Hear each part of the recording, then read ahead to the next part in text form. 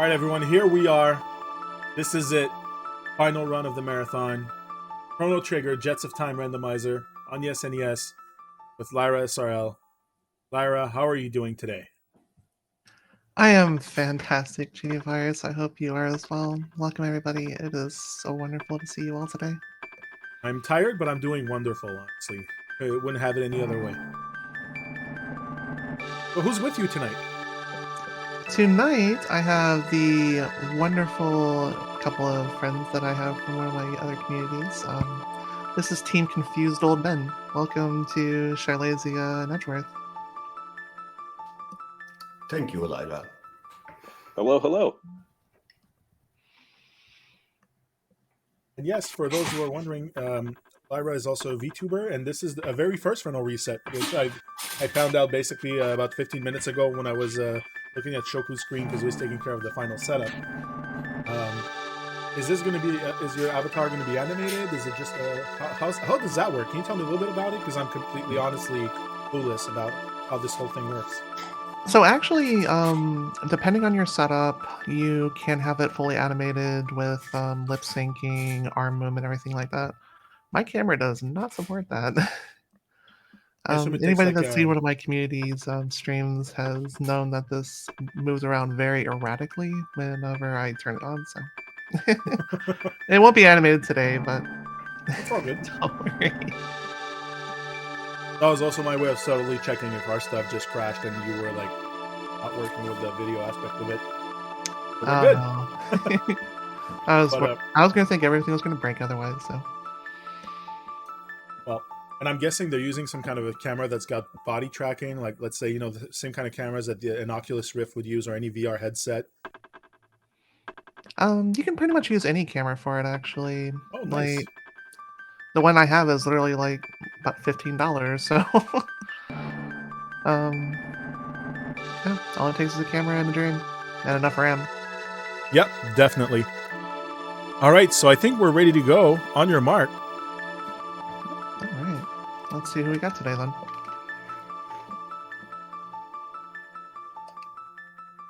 All right, starting strong here. Oh, Ayla is going to be my physical. I generally run about 2 magical characters and 1 physical. And starting with me. Nice.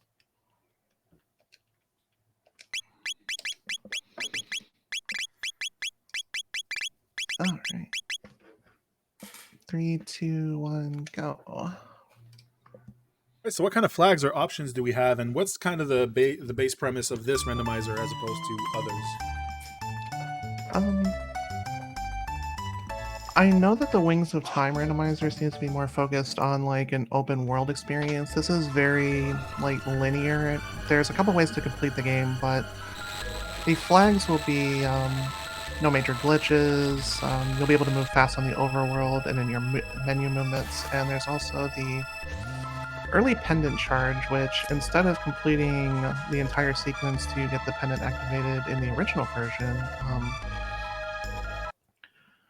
you have access to doing it as soon as you complete Guardia Prison, and then locked characters, one of them will be in Factory in the future, and the other one will be in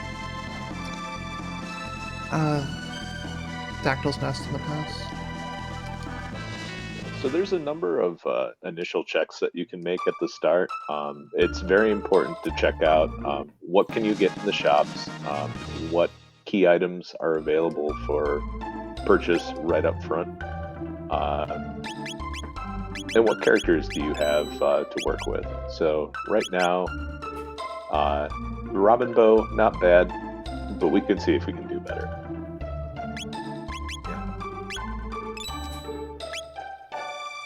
I think Lyra shortly will check out the other snail shop as well to see what key item is obtainable there. Which actually reminds me, the very first fight you tend to do in any particular run is actually available in one of the shops in the present here.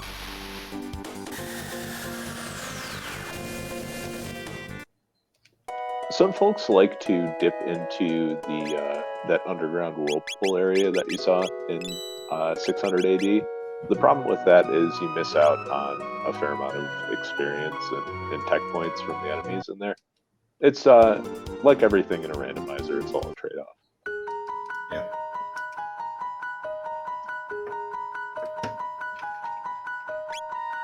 Oh, slasher is nice. You'll see me pause a little bit after each shop so I can actually take a little bit of notes on that for later, but here's the fight I was actually talking about. Yeah, the slasher gives you a boost to speed, and anything that you can do to make your characters faster is pretty important in those games.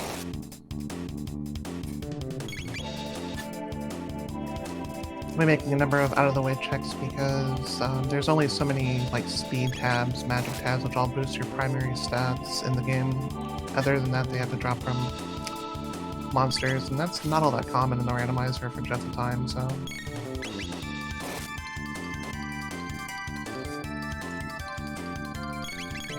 Chrono has like 200 HP or so. Ooh. I don't think I've ever seen that happen before. Oh. That's the first time it happened. Oh, she's missing out on the XP, so it's a little bit rough.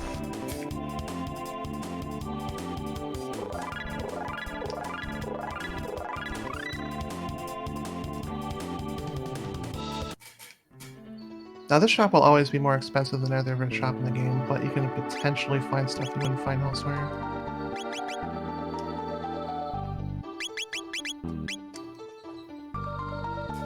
It does not seem to be the best selection this time around, unfortunately. Yeah. Speed tab. It's always nice to find those.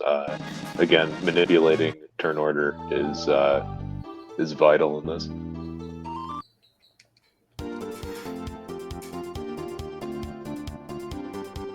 Now we see what's gonna be at the bartender, what key item we get. Yep, there will be one key item here from the Carpenter's Wife. This is the tools in the vanilla version for Northern Ruins, but it can be anything here. It can even be a boat. Fetch quest. Oh. The jerky, we can trade it in, and we can get one really good item. Yep, the jerky is traded in from 600 AD from the mayor's house. The randomizer will skip pretty much all the dialogue related to it. I don't think I have anything else to do here. Let's see. The snail stop item is also a decent check. Which I actually just skipped, but I need to go back to the 1000 anyways. Yeah, it's not too out of the way. Yeah. All part of the routing. Best part about the randomizer is depending on what key items you get early, it does change your routing up slightly. So usually the first 10 minutes of a run you won't see too much action, it'll be a lot of information dives pretty much. Yeah, unlike the Wings of Time randomizer, which is more open world, this feels more like a curated experience, and it does require you to do some fairly interesting things. Oh, we have the clone trigger over here. Kitty. So since we actually met our incentive, we will be giving the cat a family later on in the run, so he won't be a lonely kitty forever. Because your mom does not appear in the randomizer.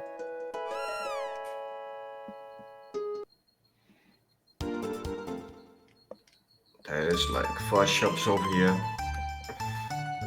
Let's see. Oh. Third eyes aren't bad starting off either, actually. Those will double your evasion. There are some very nice weapons up front, but unfortunately, nothing for the characters that we have right now. Yeah. Fortunately, since we got Ayla early, we don't have to worry about buying her anything. That's actually something I'll take.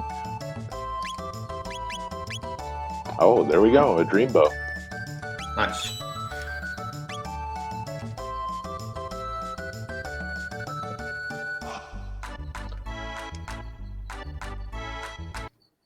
Also, that blue vest could come in handy in the Hecarim fight as well. But that's something you usually like to route in later. Yeah, due to the expense of it, I wouldn't really recommend buying any of those too early unless you run into characters that you're just not going to use. So,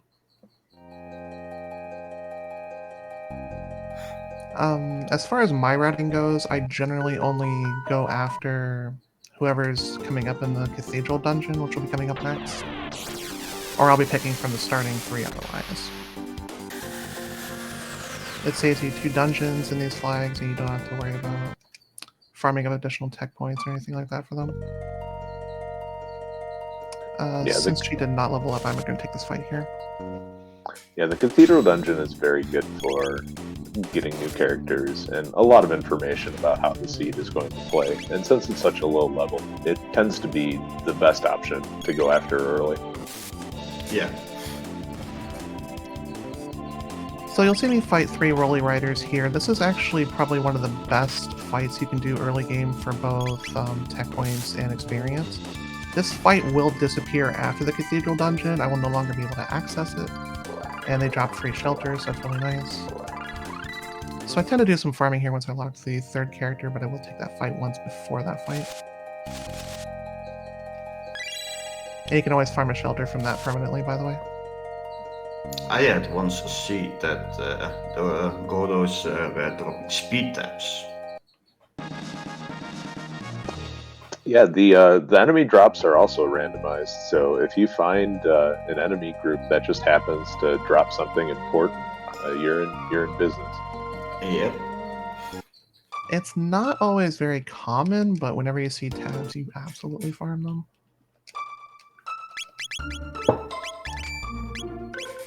I didn't buy the 3rd eyes earlier.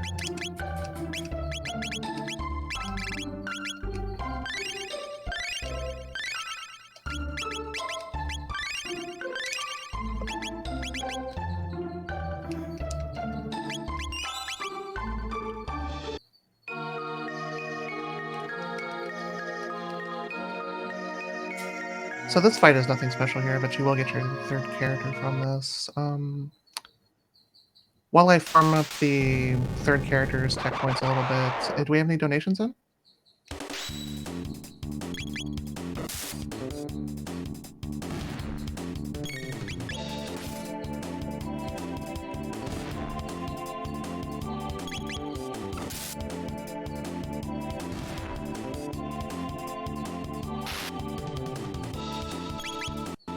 Actually, we did have some donations.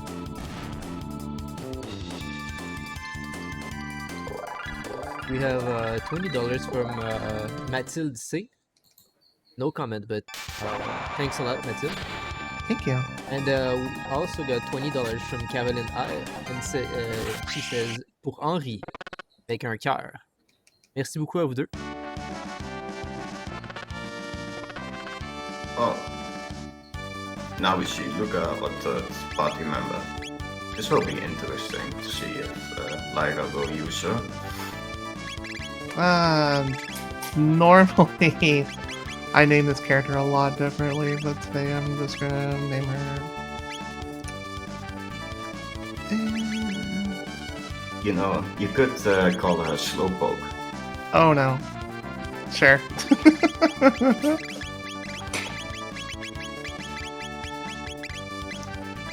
This is for all of you, chat. I already dumped the 2 speed tabs too, which makes me feel a little bit bad, but there's no guarantees I'm gonna keep her anyways.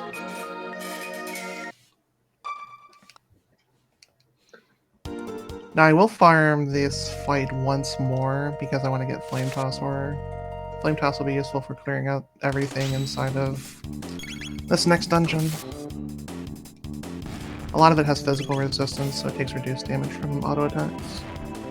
And Ayla, So will you use Luca long enough to get to the antipode spells, or probably not? It depends on who my next character is. If my next character is Robo, I will probably take Luca. If it is Chrono, I will probably take her. If it's Frog, I'm skipping. Now I'm hoping that it's Robo.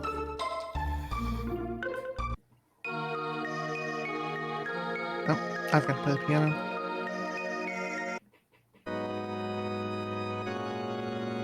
There are 2 pianos in the cathedral, both of them will unlock secret doors that are required to progress through the dungeon.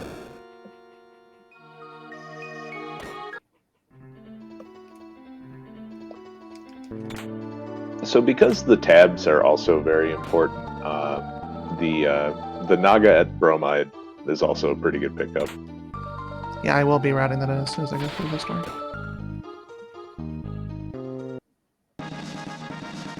And that's why I took Flame Toss, so that way I can actually burn through these henches. These henches will have physical resistance as well.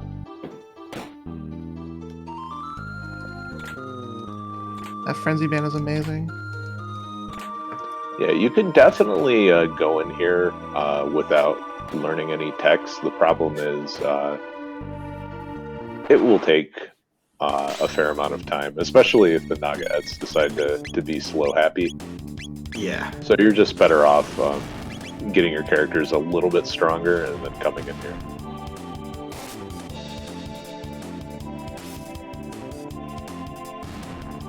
With this comp, since you don't really have access to early magic until you get Luca, it's a little bit rougher. You'll take about 2 hits for each one.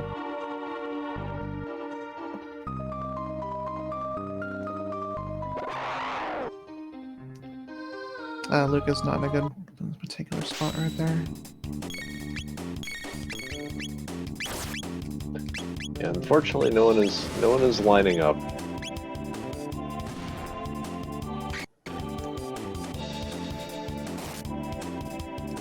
That's alright. I have Dreambow. Yeah. It makes up for the fact she doesn't have magic early. And you got Isla, so...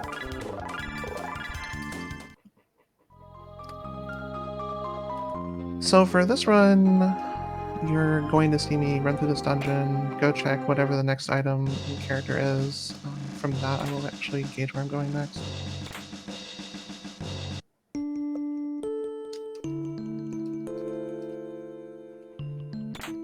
This fight is optional. You don't have to do anything, but if you want to, you can touch that bottom gremlin and it'll start it. I wouldn't do that unless I had Magus, though.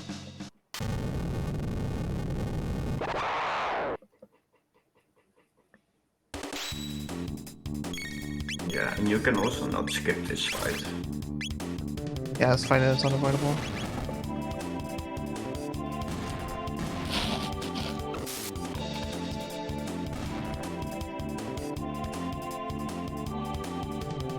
Magic Scarf's not bad. Not bad early game anyways. It'll give you about +2 or +4 to magic power. Yeah, and when that's no longer a significant boost, you can cash it in as well. And that becomes important because some of the later shops that you can run into will have some good stuff. Yeah.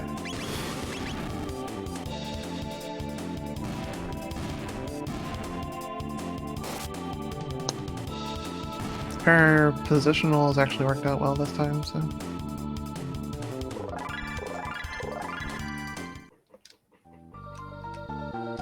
So for the Got an extra randomizer, you will. Sorry. Go ahead. The randomizer, you'll go ahead and +2 train of thought there. No, go ahead. Yeah, Frenzy confused Band all pretty people. good to. Yeah, sorry. Frenzy Band pretty good to put on your physical attacker. You can get a lot of work done with Isla. Yep, that is an 80% counter rate, so you generally want to find them in shops, but if you can literally just find one in the chest early, it'll help you out so much all throughout the game. Yeah.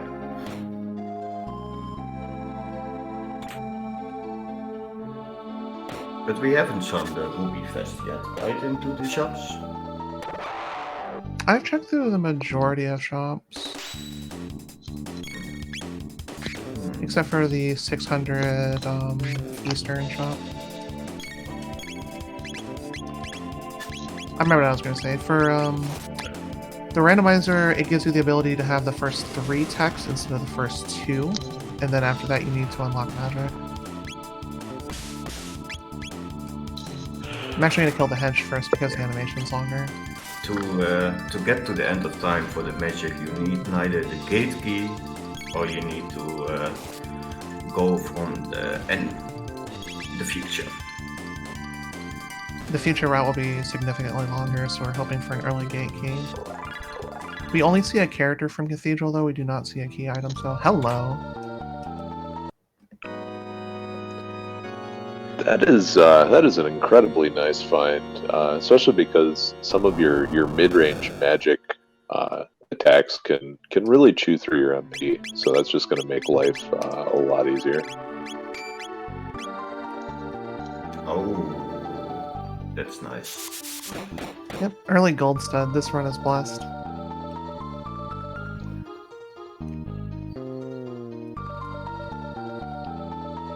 It cuts down your magic cost by 75, and Luca completely goes through magic like crazy, so...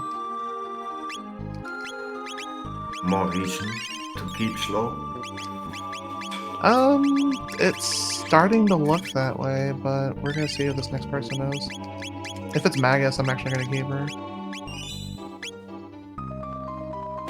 I will only switch for Frog at this point. Because Antipode spells are really strong late game. Also, Blaze Kick, which is a dual tech between Ayla and Luca, is really strong.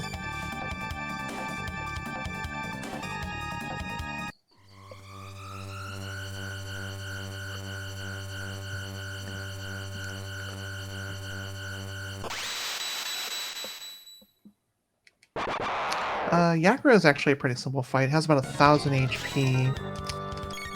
This thing will counterattack you if you're too far away from it, which is about 5-6 second time loss each time he does that. But he's not a dangerous boss in the randomizer at all. I need a flame toss there.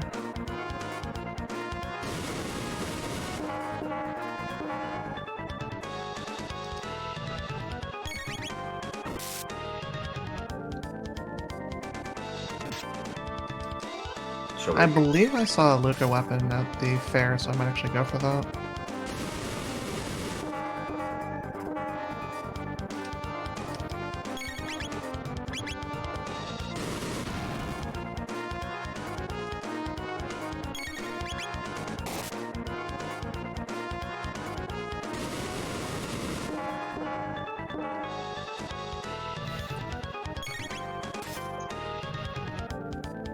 The issue with this comp, though, it doesn't have a lot of healing to it, because most of the healing is on either Robo or Frog.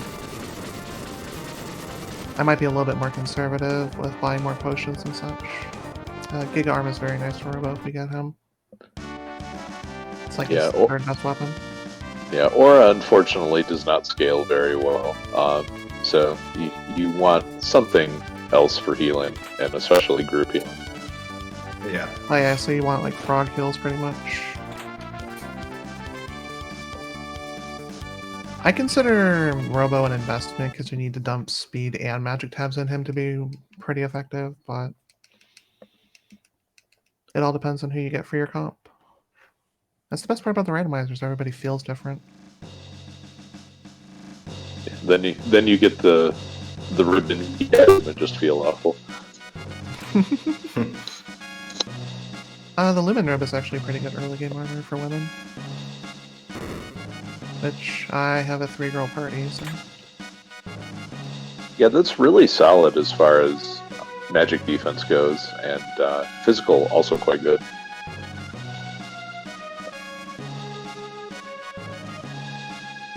So we're gonna go up these staircases here, and we're gonna go to our first party members. I'm gonna hope it's like a frog. Those are gonna be Queen Frog, Queen Chrono? Queen Magus. I'm actually keeping this party. But I will farm up a little bit tech points for him, because this opens up Sunken Desert as well a little bit.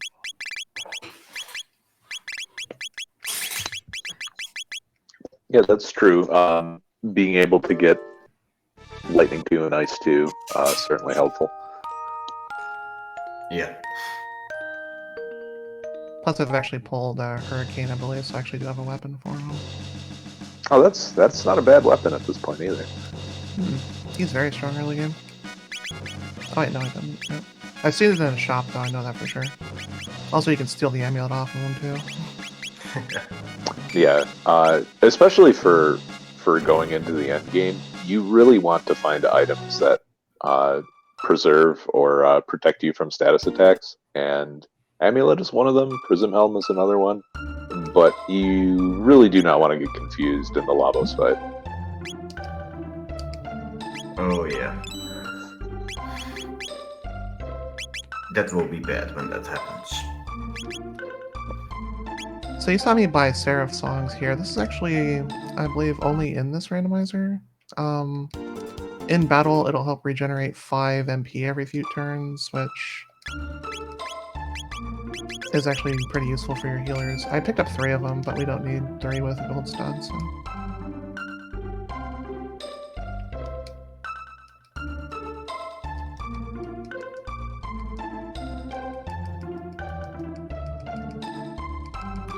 I'm just going to be wandering around the overworld a little bit. Do we have any other donations?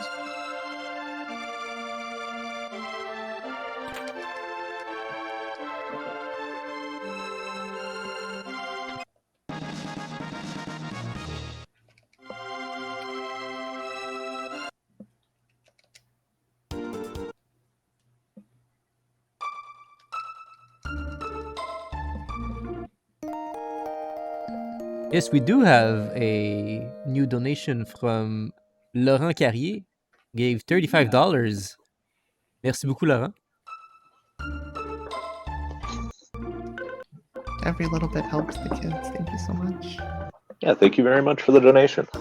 Yeah, thank you very much for the donation.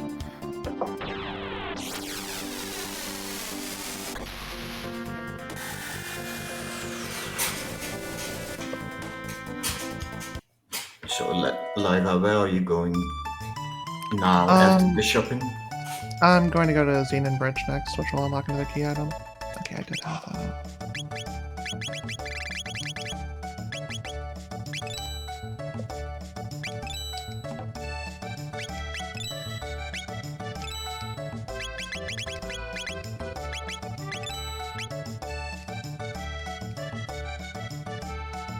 Only problem with the Melkwire shop is you have to answer that question every time, so it does take a couple seconds.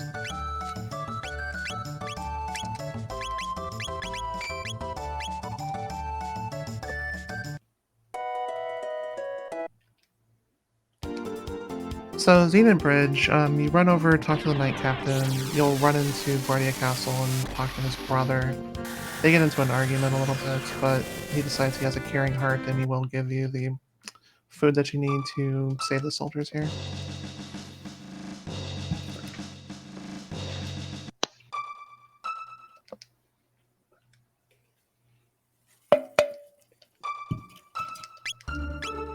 Yeah, this event kind of locks you into a little bit of a time sink, but at this point, and given what we've seen as far as the characters and the key items available, this is probably going to be something good.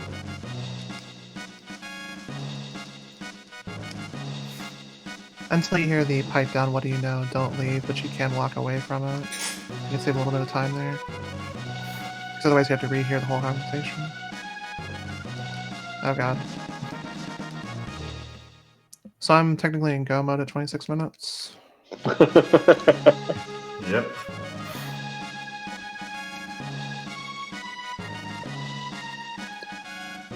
So yeah, I guess we can discuss what constitutes go mode right now. The clone and the chrono trigger is one way. The I believe it's the Dreamstone, the Gate Key, and the Ruby Knife is the other. Yep. That is the preferred go mode because this does require you to take a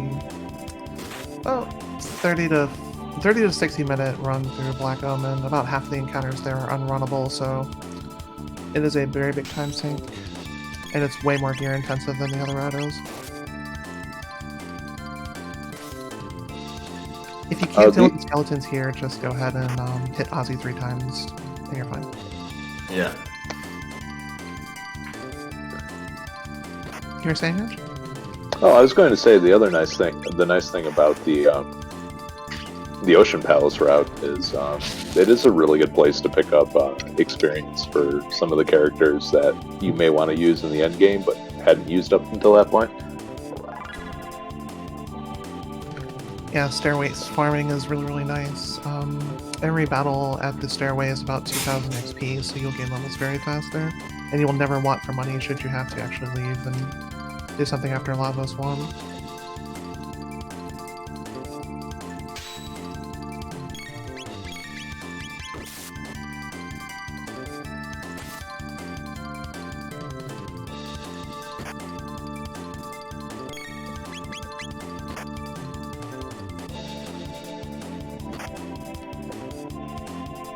But yeah, this is our final party for the rest of the run.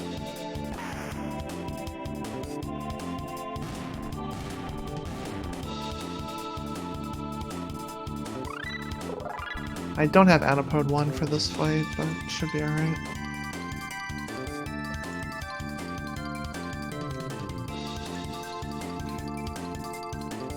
Yeah, Zombor is no Red Knight, that's for sure.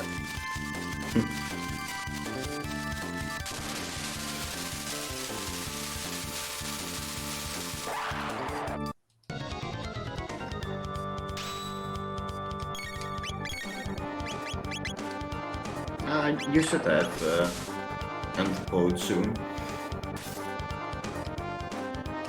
I messed that up a little bit. It wasn't a huge loss though.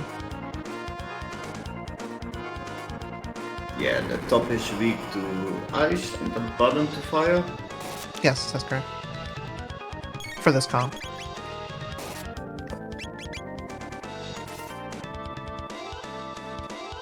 And then both are weak to Dreambow crits. Yeah. You are correct. And Frenzy Band counters. Nice. It's paid off really big early.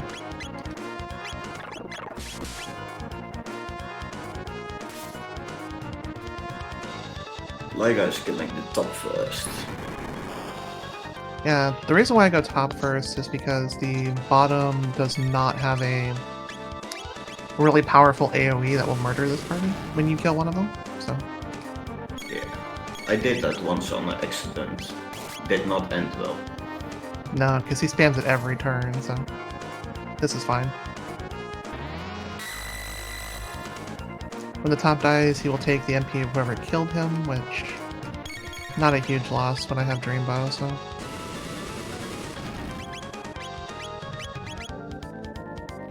When she gets Fire 1, they'll have a dual attack for that, so it'll do a lot more damage. My controller DC. Oh no. Oh. Windows, please. Yep. Uh-oh.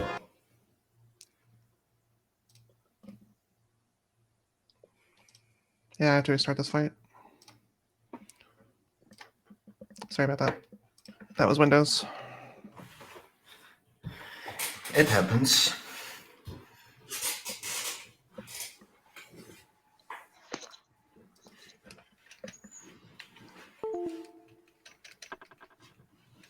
It broke again.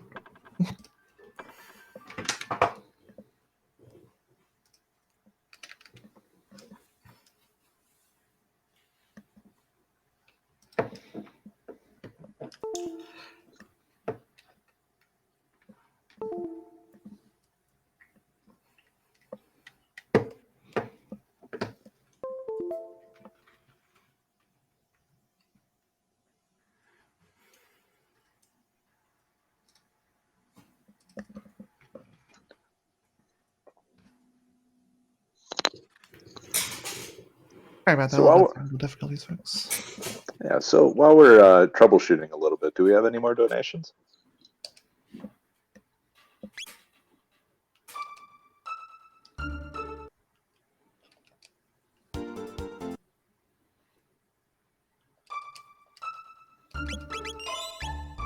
Absolutely. We got actually 2 donations. One from Hogwild with $15.70 saying, one last 222 before we go to sleep. Un dernier dodo avant dodo. And then J Hags donated $25 and says, donating for a good cause. Thank you so much. Thank you very much.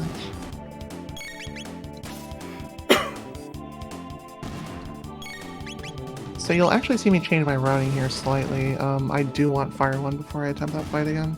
This is actually the best early game farming, and this does not disappear after you complete Cathedral, so... A Yeah. little bit of an echo there.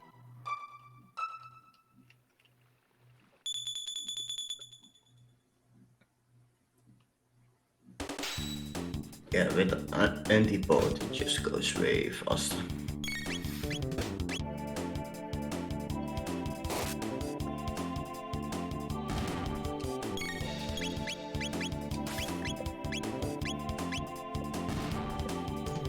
Nice flame toss to take care of both those birds at the same time.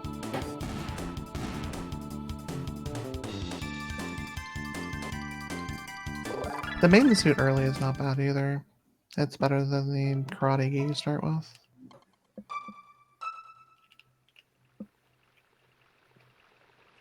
I think we saw some Tabin gear for sale as well, right? I believe so too, but Yeah. it's actually something I do need to eventually buy. So you'll see me push into the goblins in order to position them properly to where I can usually flame toss that set down, but I can't this time.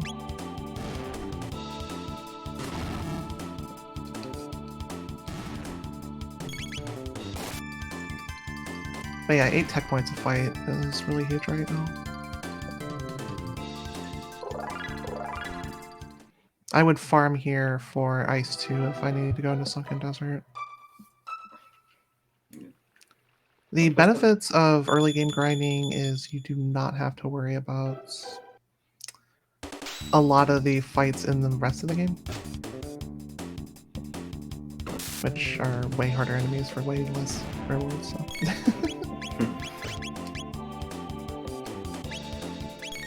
Yeah, this should Hello? go ahead, Edge. Well, I was going to say it's very important to know, what enemies and what areas are very good for tech point farming. That's why you'll see a lot of runners defer the Hecarim Cave check until later, when they have what they believe to be close to their final party ready, because the bottles in there give you 25 tech points? Just a ridiculous amount. And it's so good for early to mid, yeah. I don't remember where the tab in gear was, but if it's not on 600, I'm not going to worry about it. That's the end, not the market. You actually don't see the adventurer Toma in the randomizer either. That's where the hurricane is. Oh, nice.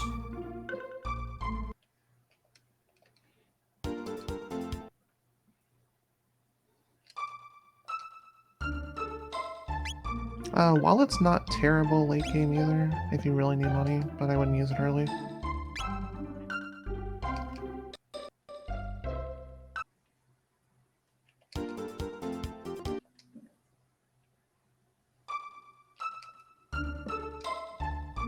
Okay, it wasn't any of those. Wasn't it at the fair in 1000? Possibly, yeah. There was a lot of good stuff in there, so... Yeah. Alright. I'm not gonna worry about it till later. We have Antipode and we have, Fire Kick, so we're fine. I think I do need to trick it again. we're gonna get take 2 on Xenon Bridge. Yeah, take 2 on the bridge is going to be a lot faster though, because we have the dual text we need for it. We also have shadow magic this early, which is generally one of the strongest things in the game. A lot of enemies later on tend to use either shadow or fire, so you want defense against that. Yeah. Yeah, so anytime you can find the red or black male or vest, those are definitely worth noting where those are sold. Yeah, I've only seen blue and white, so we haven't run out of shops to check yet, though. We still have a shop left in Prehistoric and the Future.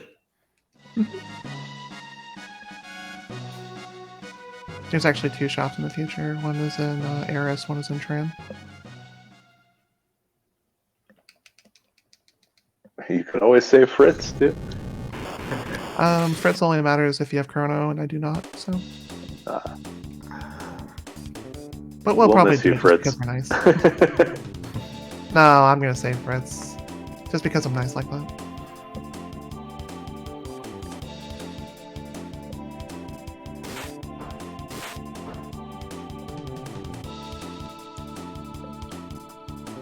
Bridge refight, it's gonna be the exact same.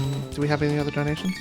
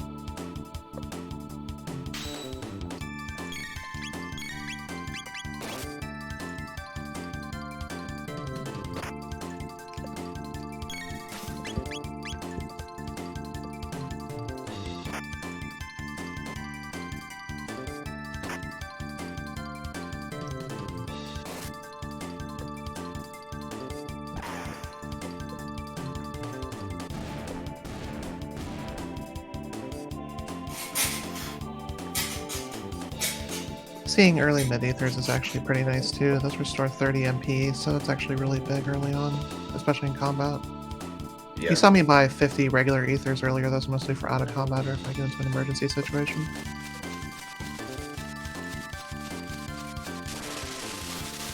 Where is the next place you're planning to go to after this, Lyra? The only options to me are Sunken Desert and Takarin, so... I'm actually curious.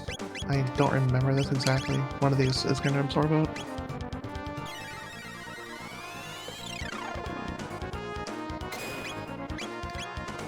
Okay, great. This fight is free now. Yeah. Each of these only have about 1,000 HP, so I'm going to two-shot it.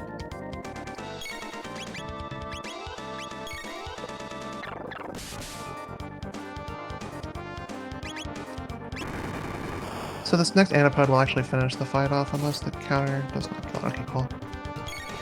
And then we can just fire kick the bottom and then be done with it.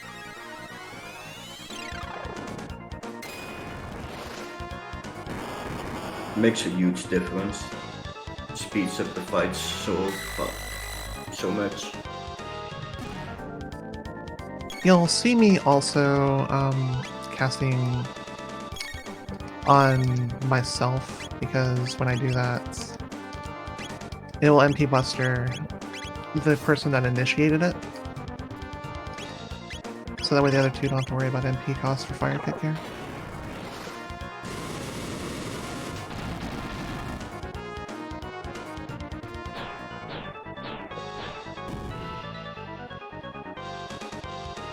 Also, we have Dream Bust, we have auto attacks for days.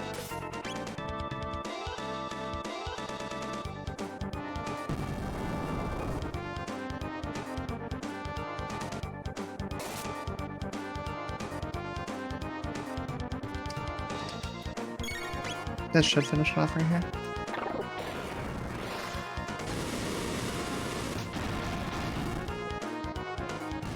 Actually, no, I'll go to Notaro next.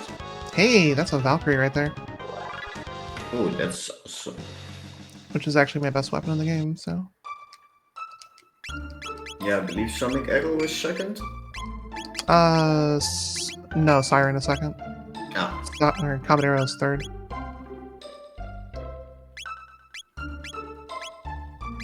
You deserve a little bit of an upgrade.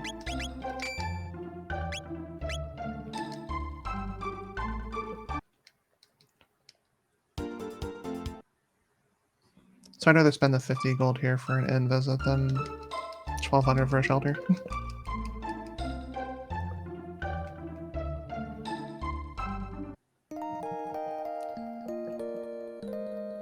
So there's actually going to be a fair amount of like dead time on Donato if you have other donations as well.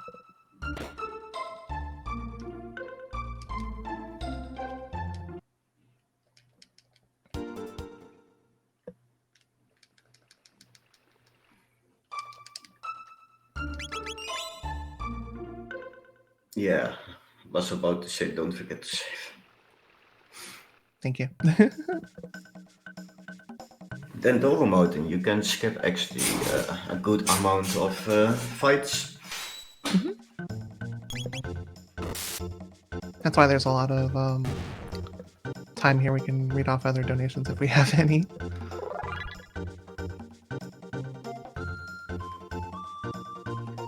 As we see Tata run away.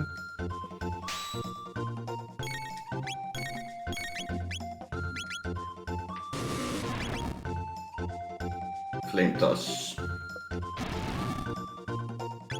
Gen 1 strats.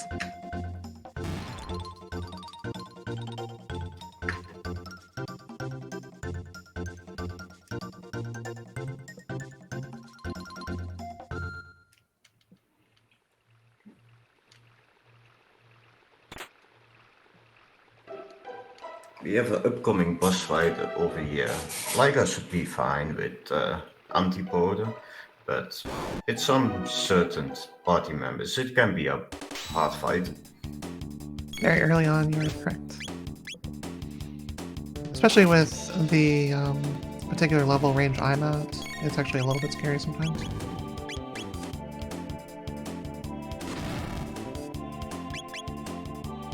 Right edge, Massa and Moone fight.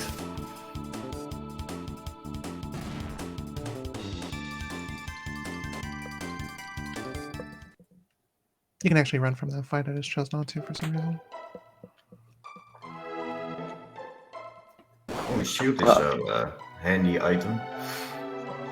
Oh, that was a nice dodge on the Ogun. That is a very frame perfect dodge too, because if you go any farther south than that, you will trigger that fight. Yeah. I skipped the 3 encounters in this particular screen, by the way. 2 of them have Ogans in them.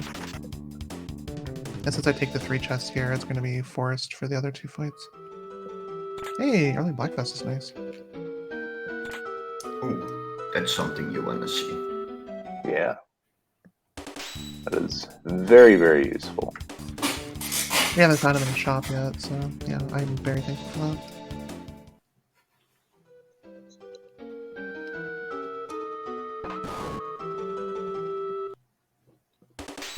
Yeah, because Antipode is shadow damage, I believe. That's great. So you definitely want 3 of those.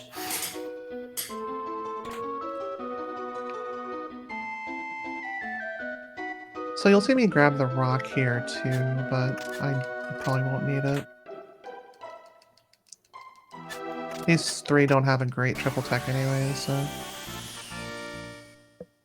Oh. It's always the second rock that gets thrown at you.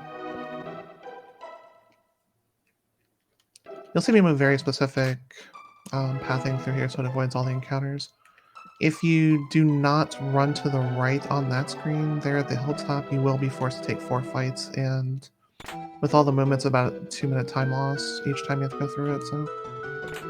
Yeah, that is a huge slog, and if you can avoid it, you are much better off. Yeah. Shockwave is very nice for Luca there.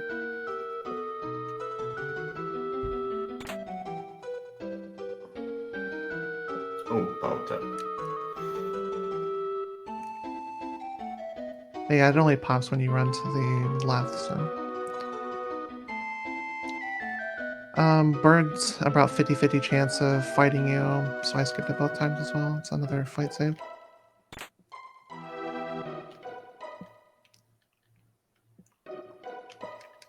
Mountains are nice. This is the life. Yep. Man, you're nosy. Here, take this. It's dangerous to go alone. Take this magic tab.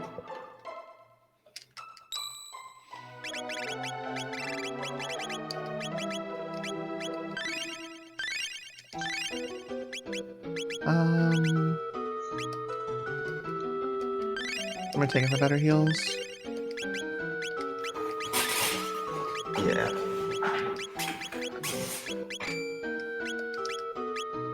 Ooh, speed 9. That's pretty awful.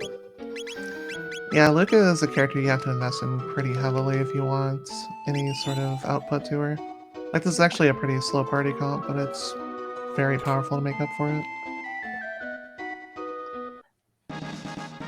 You want each character Yeah. at around 12 speed on average. So there you go. You're just the tab and suit away,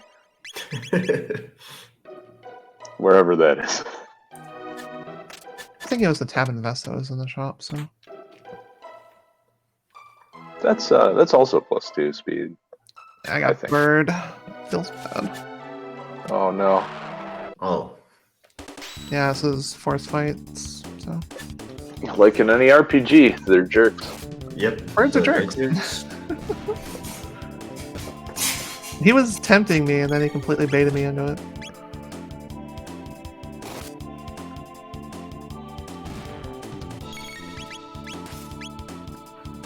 But yeah, just between the the movement knowledge and trying to get some of those frame perfect enemy dodges, this is actually a pretty execution heavy part of the run. Yeah, I gipped a little bit there, but it's only one force fight. Yeah. Well, now for this boss fight. She knows better just to use heals here. Yeah, I'm already healing for 300 base, so that's actually really nice.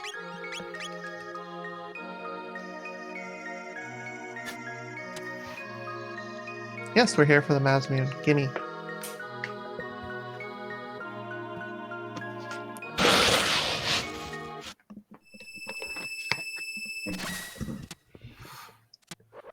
They have about 1,000 to 1,200. It's gonna be fairly quick. Yeah. I'm actually gonna hit away those.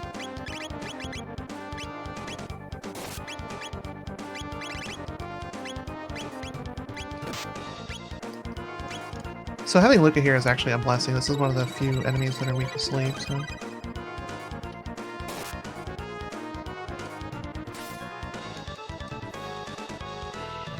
My controller broke again. Oh no. We didn't lose that much though. Okay.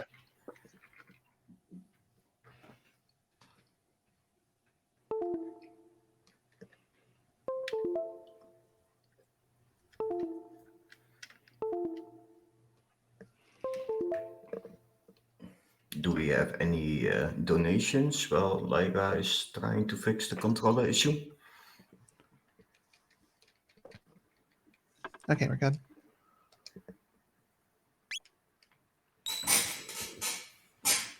But now is definitely a good time for donations if you have any.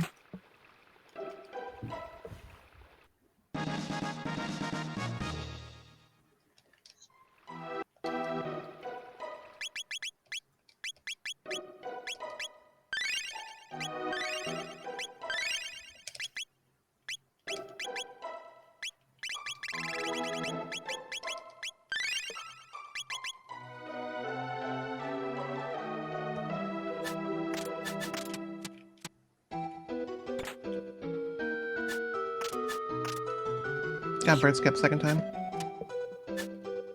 Oh, very nice. Nice.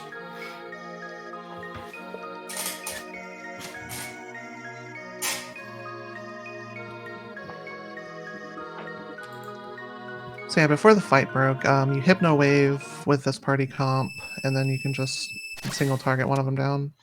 If you leave both of them awake, they do counterattack. Yeah, it's because it's X strike. It's an annoyingly long animation too. Yeah.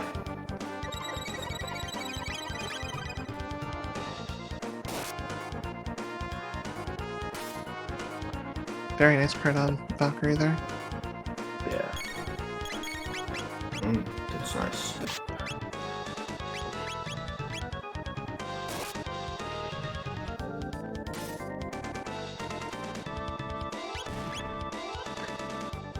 Double crit cleans it up.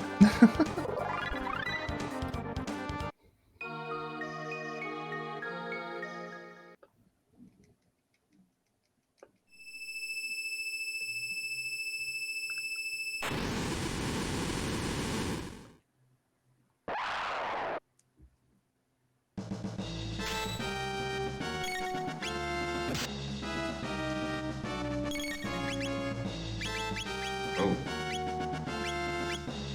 This is a very flexible party. Flame Kick can take the place of Antipode really easily. isn't Antipode doing more damage though? It is, but I'd rather have someone on dedicated healing duty. Yeah. It just difference in speed and power versus safety. And hey, this is a marathon. I don't blame you. True. Yeah, so it's roughly about the same.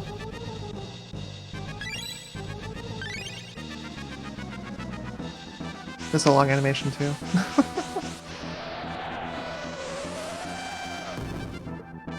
I believe SMU has 3k HP. Sounds about right.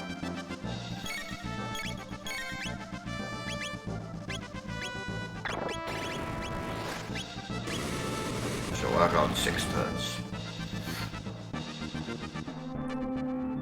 So he'll enter a charge up phase in a little bit that will, if you don't counter it, which we do not have the access to here, you will be smited.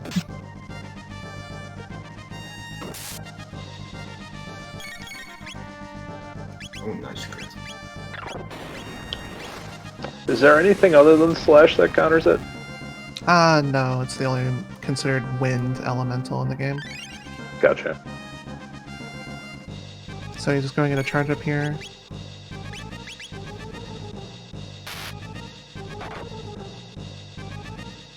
His counters are very minor in comparison though, but you definitely want to gun it at this point.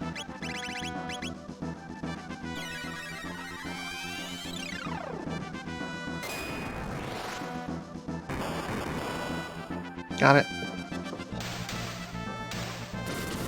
Yeah. Yeah, it can be a little scary, especially going with a party that's a little slower in the speed department, but Low on you level can speed. usually burst them down. So hopefully this is gate key, otherwise I'll have to farm for Sunken Desert or Hecarim potentially. Yes, Even Pendant would be nice here too. Yeah, just wanted to say that pendant. This should be progression no matter what.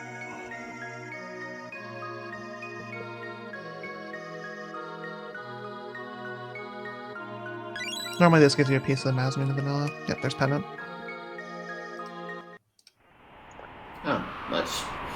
Yeah, that is very nice for a lot of different reasons.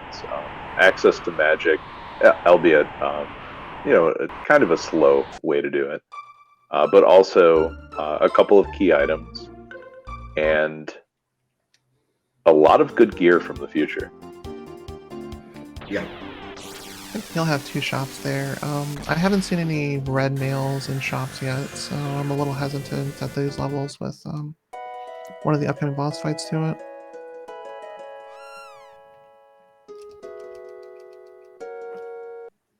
Haven't we seen Ruby Fest? I've seen blue and white. I have not seen red.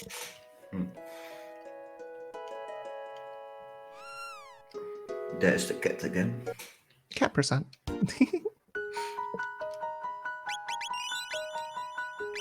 So the person in the first slot will matter here. This will be Lily, so because she has friendly band on.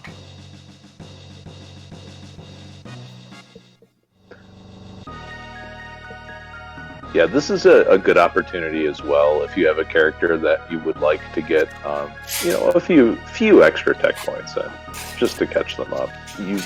If you have good movement, you don't have to take too many fights in here, but there's still a couple.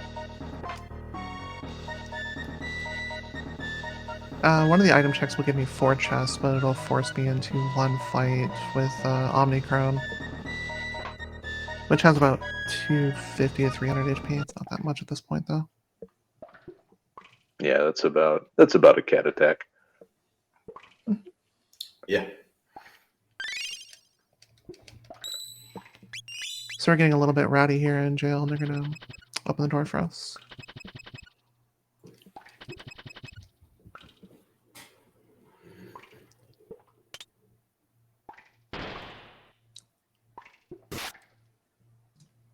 And guard thinks he's the superior one here, but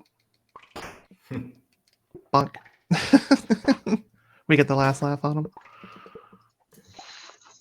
Hey, good evening, guys. Can you hear me?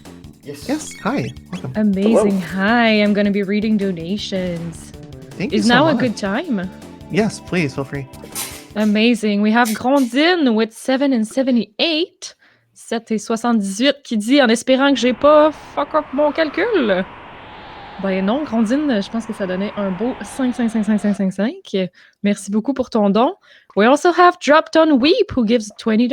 Well, thank you very much, everyone, for your generosity in this, still continuing in this Sunday night. Thank you so much. We appreciate. Thank you.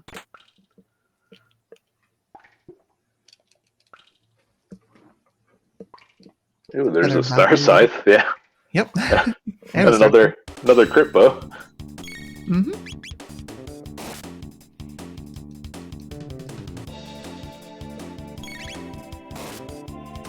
Yeah, he's about 250 HP, so 2 autos mopped him up.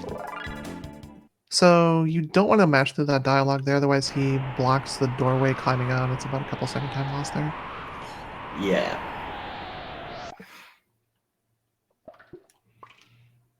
Very precise movement to skip through those.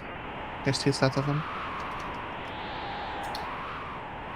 Yeah, this is one of the reasons I don't like bringing Robo in here,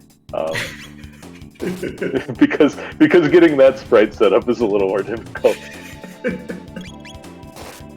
Yeah. Whoa. Shai knows what I think of Robo too, so.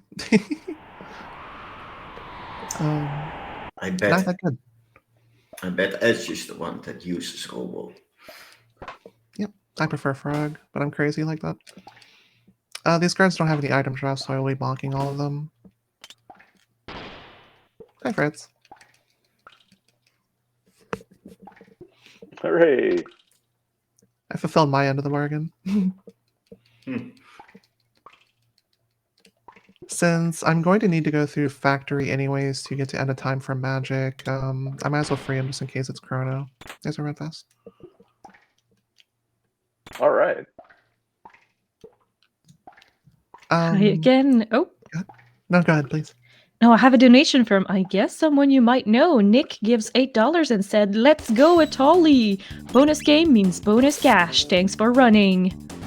Thank you, Nikki. I know exactly who that is. Thank you so much.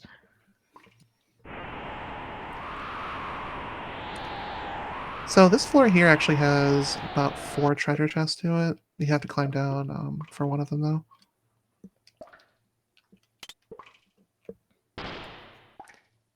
Hyper Ether is really nice for later on. Yeah, that's about 50 MP. No, Hyper Ether is all. Full Oh. Ether is 60.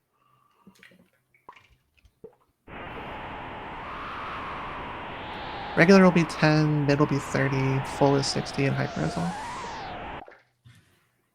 speed tab in a chest is incredibly nice. Yeah, sneaking through those shield enemies is so very important. It's such a slow fight for basically empty calories. Yeah. 2 speed tabs was actually worth the check here. There's been lots of speed tabs though. Which is great, because Luca is slowpoke.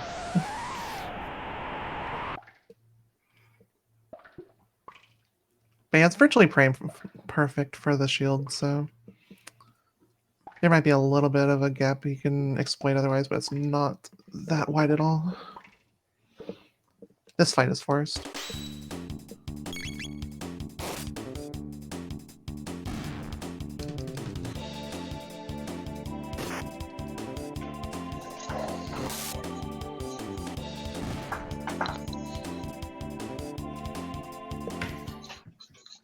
So the other reason we actually brought Ayla down here is the other two are actually capped on tech points right now. They can only learn 3 techs in the randomizer and then 2 in the normal game.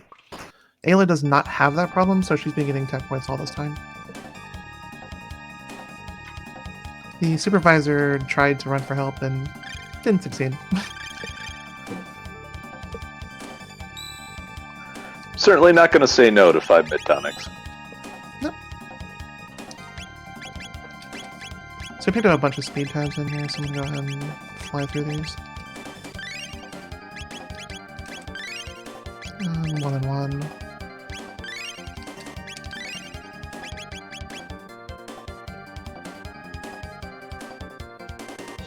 This upcoming boss fight will be easy with anti-pode. Get tech. So the boss here, which is the dragon tank, in the vanilla version, he is, and the randomizer, he is weak to only water, which you don't really have because she only has aura and provoke at this point. This thing absorbs fire and lightning, so you have to pretty much auto or tech it down with cyclone. Here you just blow it up. The head first though, because the head will heal the rest of it. But Anapod will hit all 3, so... Yeah.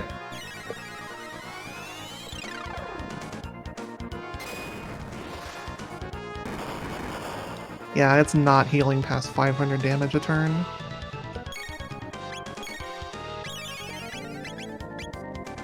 It's a good effort, though. Yep. Nice try. This should be over after this one or the next one. Actually, I would say the next one. Yeah, I think you need one more.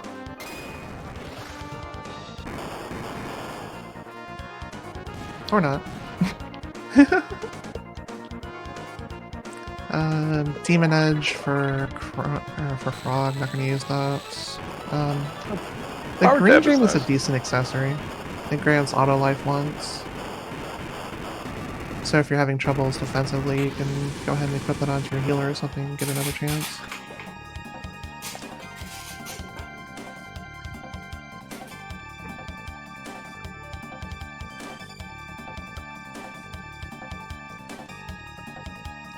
Hopefully there will be some ruby mails or red mail in the future. Yeah, there's a lot of stuff to do in the future. A lot of treasure checks, a lot of shops, a couple key items, and access to magic. Alright, so this is early pendant flag coming into play here. Like getting those free chests. If you want to do it here, you can go through this portal here. If you already have end of time unlocked, this is actually the slower way of going backwards for this chest. Since I do not, I will go ahead and just flip back here for this right now. You would want to epoch to this treasure chest otherwise. We're just exploring for a little bit, so if you have any more donations, that'd be amazing. Hello, I do not. But that's Aw. okay. It's the end of the marathon, and I'm gonna thank again everyone for their crazy awesome generosity. 25k, I didn't see that coming. And it's a great surprise. I'm very thankful for everybody for being here, so Yeah, and thanks to you guys for coming in and filling the late spot on Sunday night. We appreciate.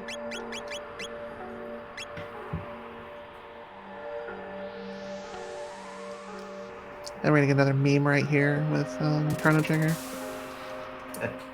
But you're still hungry.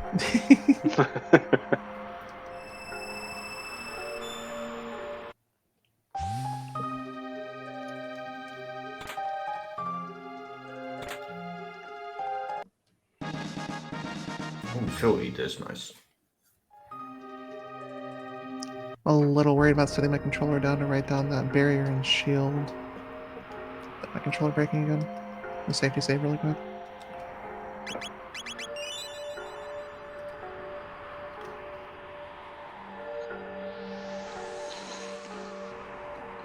You have some controller, haven't you?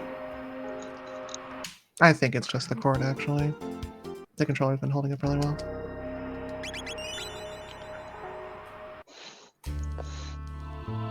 Is it a USB micro? No. Oh, okay. I have had plenty of issues with that cable. Ah. It's a PS4 controller, so... more Gotcha. requests.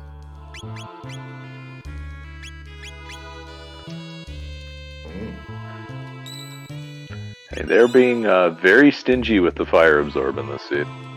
We have Yeah. one piece, but one is not going to save this party, so... Yeah, you only got the Ruby Fest right on Ida? I have one. I think I picked up a second. Yeah, I picked up one really fast. Yeah. I don't have donations currently, but I have a lot of love to you, Lyra, on the chat from Sikri Aria. She's sending you Sikri. lots of love and hugs. Thank you so much, Sikri. Mwah. Epic hug. Yeah. It's been epic hugs all weekend, so I'm glad she is still here through all this. Yes, she is. Thank you, everyone who's still present, still alive and kicking with us. So this will be a slower fight, actually. Due to my party comp, I will not be able to brute force this. If you have blackmails, you can totally deal with it, though. Whenever you attack the Guardian while the bits are still alive, it's going to counterattack. If both are alive, it's an AoE if one is attacked with a single target. Our levels will force us to slow play this, though. Yeah, it's also a good idea because the AOE and the attacks animations take a fair amount too. So it's not like you're really losing any time taking this slow. Nah. If you can burst the Guardian down fairly quickly, sure, but we're just not in that spot right now. Nah, it's gonna be like 1.5, 2 turns here. They won't get the chance to revive, though.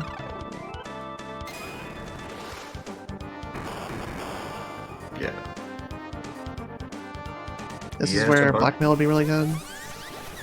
And he has about 2500 HP, I believe. That sounds about right. It's more than a couple turns.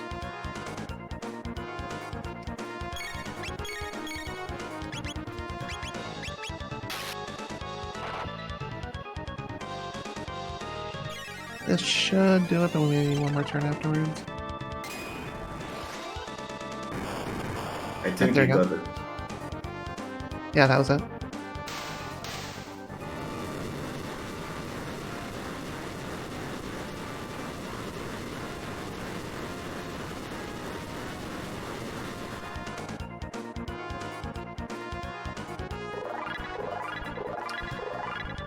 So even if you've beaten this boss, do not stop to menu in this room right here, or you will take a force encounter. You can menu in this room safely, though. You must talk to that guy once to actually trigger this flag. Rat catching minigame. RNG can prevent you from actually completing this the first time through, but we got slow RNG, so we'll fix it. So you talk to the rat once and gives you the passcode, which is a button combination for the next set of doors. Yeah, and it's always the same. Yeah, the randomizers doesn't change it. Yeah, and it doesn't work even if you know what it is, unless you catch the rat first. Yep. When I was doing a practice run of this offline last night, I ended up hitting both of these bugs twice. Actually, just once, but yeah. Bugs literally just cast sleep on you. They're not really dangerous, so you can just ignore them. Yeah, they also have just very non-intuitive hitboxes associated with them. Yeah, it's hard to skip those.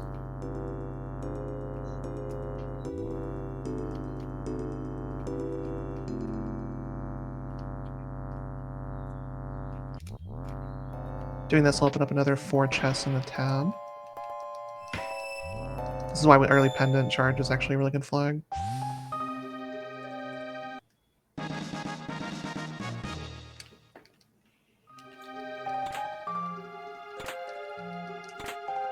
Kaiser Arm and a Gloom Cape, if we had a better, like a different team, those would be really great, but we don't. We could swap to Magus, but I just don't see the point in it yet. Yeah, and I mean, there are still shops to go, so... Yeah, there's one more shop. Until we hit prehistoric anyways. I'm thinking of Dark Ages, sorry. Yeah. Oh. You know, that is fair. I guess there are other shops that you can hit, but they are very out of the way. There's actually 3 in Dark Ages. There's one at Earthbound Village, and then there's one in Hasa and Kajar. Which, if we go that route, I will be stopping to check both of those.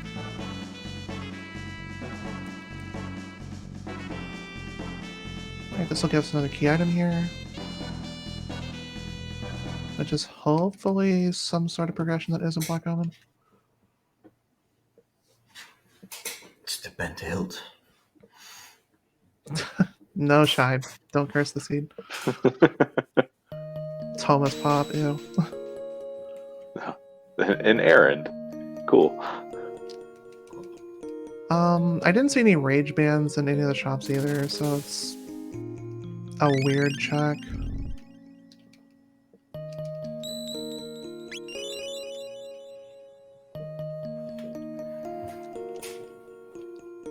So the Frenzy Band is actually an 80% counter raids. We use those for the 2 Tyrannosaur fights, which it will do a roar which does no damage, but it does trigger counter rates on it, so you can get a lot of free hits in with those. Like, I will be checking out which character is over here. Yeah, I don't have any other choice here. Do we have a quick second for a quick dono? 100%.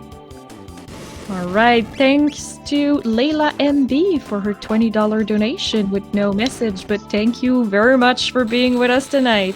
We appreciate it. Thank you very much.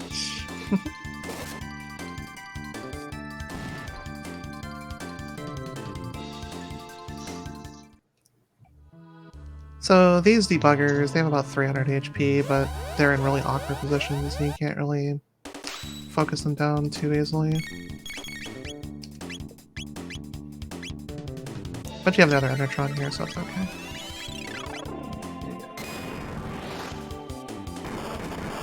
I mean, getting 3 at once is not bad at all. Still one turns the fight, so it's fantastic for going fast. We had to do this anyways, no matter what, to get through here, so better to get it early done now. Hey, it's vanilla. Oh, wow.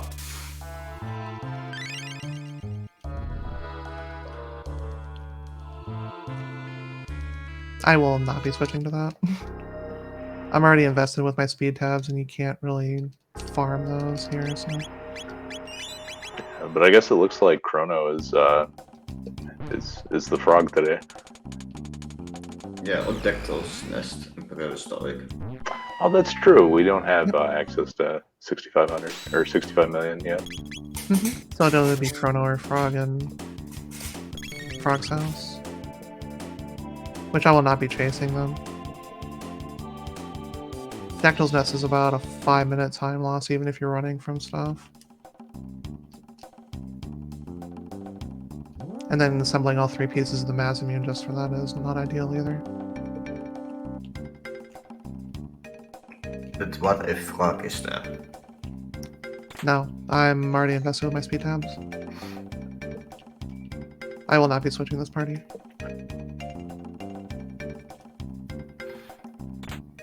We already have 2 Valkyries, so the Comet Arrow is money. So I'm actually going for Conveyor Skip here. Conveyor Skip is very, very, very almost frame specific because you have to wait for the sets of robots that are next to each other, not the ones that are split apart like that last set, in order to do those. If you fail this, you're going to be taking a couple minute time loss because you'll be dealing with 4 force fights. Yeah. So it's a little bit of a gamble, but we're doing okay so far.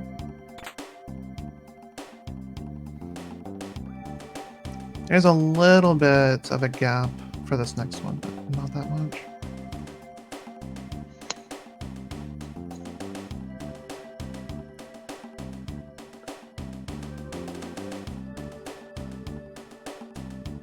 Got it. Yeah, it's very much worth the risk.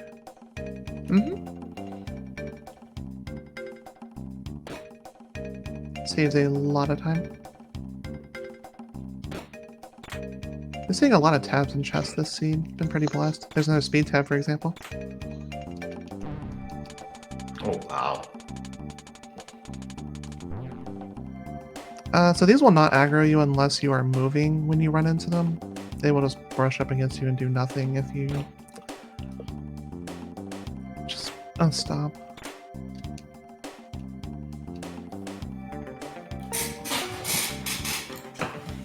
The crane game here is actually a very good time for donations if you have any.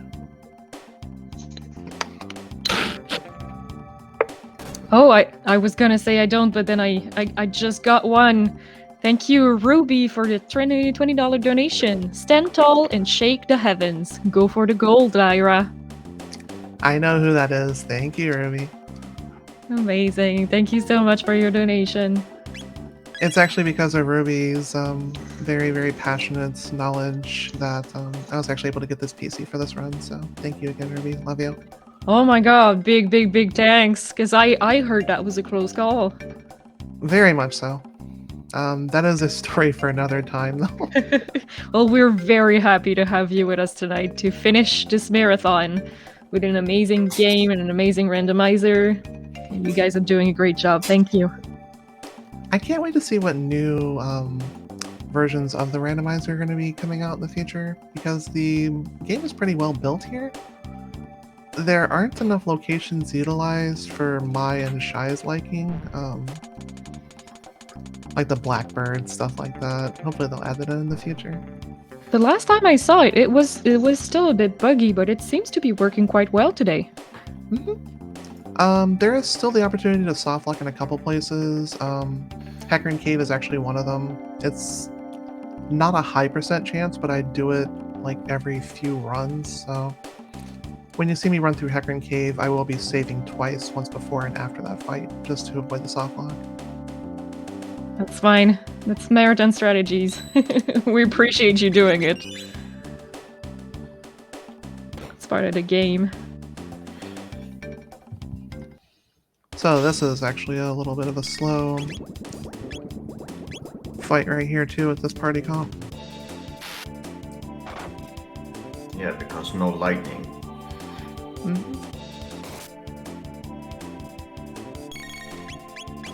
I believe they don't resist fire.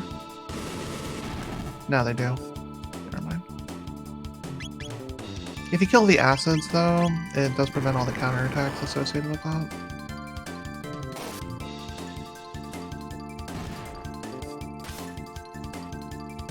But Valkyrie crits feel great, so. Crits will bypass defense. And they only have like 10 HP. The full ether is also a nice drop. Another star. All the weapons from early today. Oh, wow. You saw me run up the top of that area right there. That's to avoid an encounter with a bunch of robots.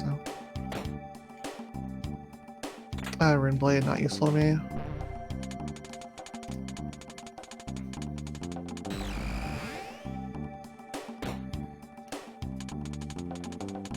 This is a forced encounter with this set.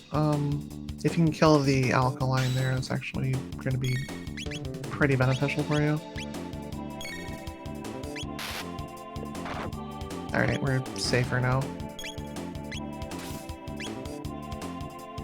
So these resist fire, so I'm actually just going to auto-attack here.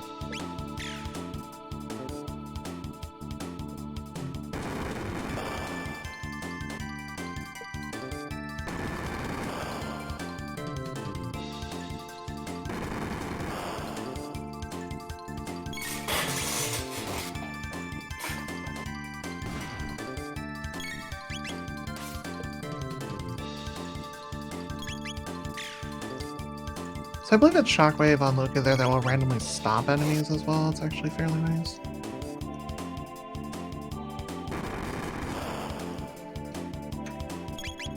If it was. Yeah, it's a fairly low proc rate. The status effects you inflict in this game are not super powerful, but your text will carry you through a lot of the game at the end of it.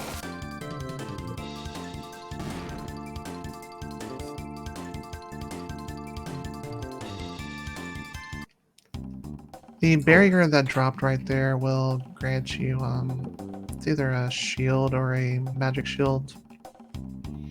And those are useful for some boss fights later on.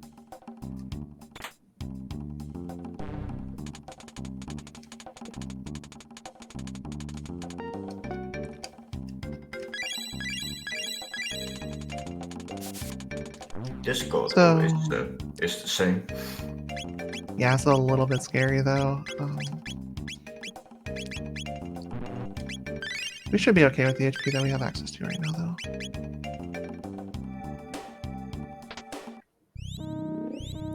They cut out the cutscene here with Robo breaking down after the second one because you just flat out don't have them. Even if you do have them, it pretty much skips it too. So.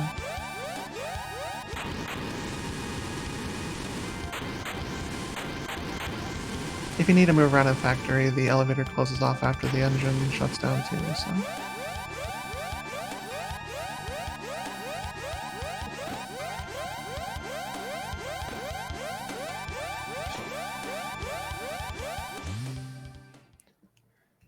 In the randomizer, this is a set of 4 as opposed to a set of 6. They are fairly dangerous if you do not get them down as fast as possible, though.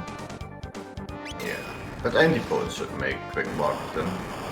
They have about 1,000 HP each.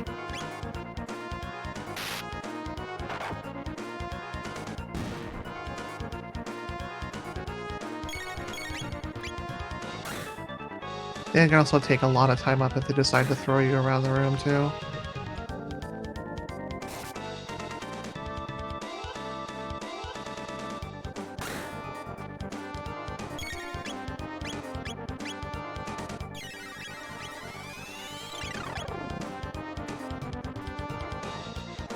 Now we can just Some wait good for them. RNG.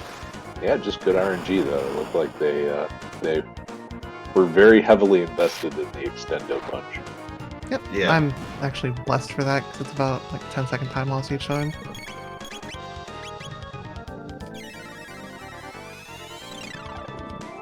And this fight is over.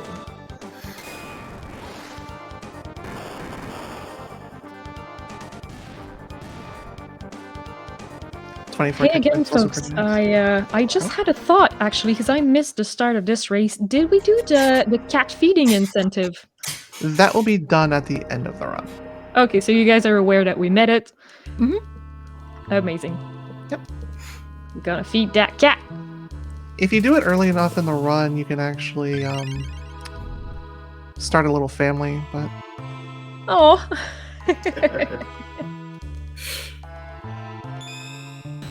it needs to be done fairly early on, and we're already about hour 26 in, so we're probably not going to see it.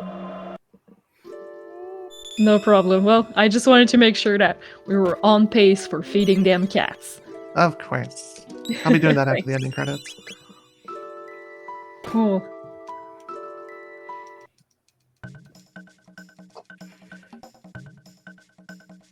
So now it's time to pick up some magic. And, the next level of Antipode, pretty nice. Antipode 2 is actually a really solid source of damage. We haven't explained that there's different types of area of effects in this game. There's the single target damage. Oh, I did it too early. Rip.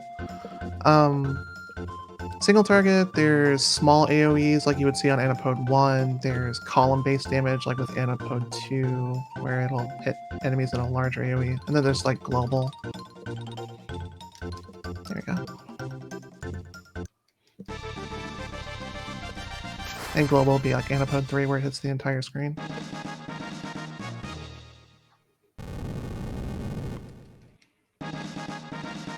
Ayla gets Dino Tail, so that'll be her source of global damage. We don't use it much in this run though.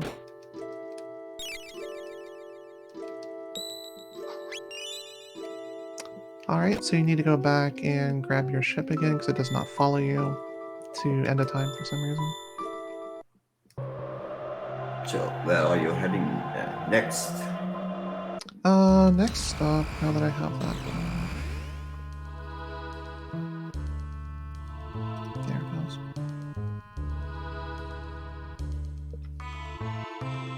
Oh god, I touched him.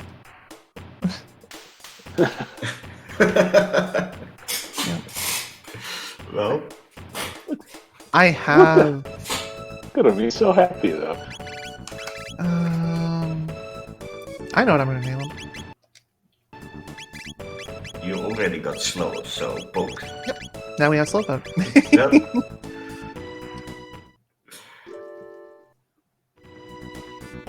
We're already too invested in our party to actually swap that. But I'm thinking at this point, I'm actually gonna go Hecarim Cave here.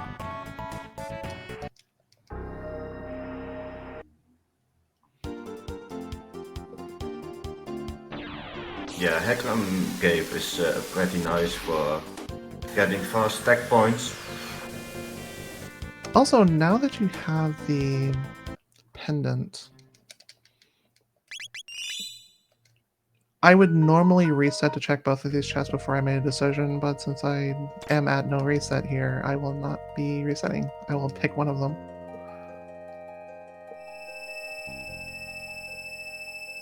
These are usually, like, random items. They're not necessarily good or bad ones. I'm also reminded that I did turn in the jerky earlier and did not pick up the item from that, so I'll be picking it up while I'm here in 1000.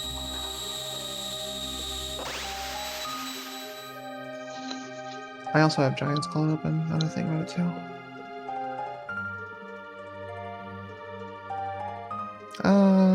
I usually go left first. Mermaid Cap's actually fairly strong.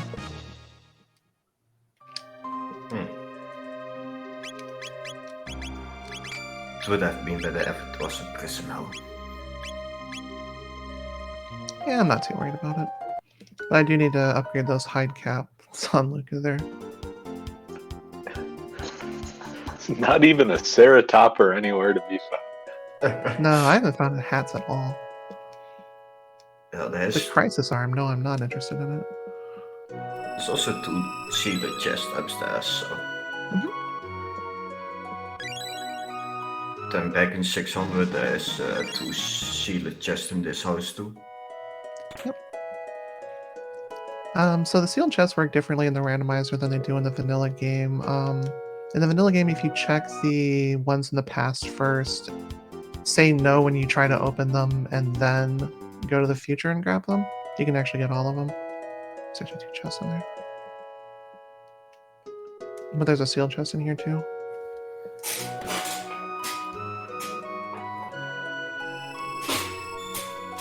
Another rainbow helm, nice.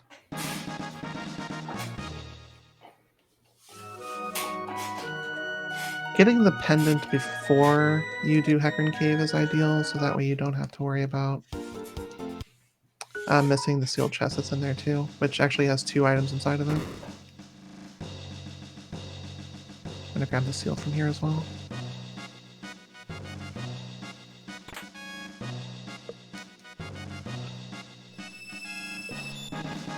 Only a Megaton arm though. It has robo signs all over. I'm not using them, so. Well, with all of the items you have collected, though, you will be in pretty good shape if you run into a store that has anything good. Hopefully so. We're down to just 4 shops though.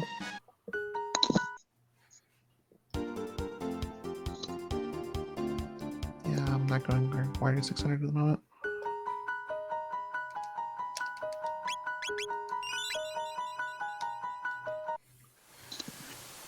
I believe I still have a few shelters left too, so I'm actually going to continue diving those. I was actually going to have to go buy some more in a second.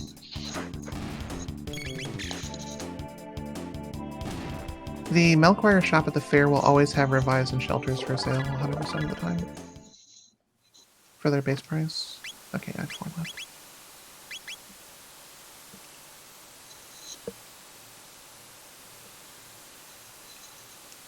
And as Edge mentioned earlier, the magic pots in here are worth a lot, so... Yeah, I believe this fight is like 25 tech points. Mm-hmm. And the other one is 20 with the rollers. Oh, that's right, physical is just worth as good as.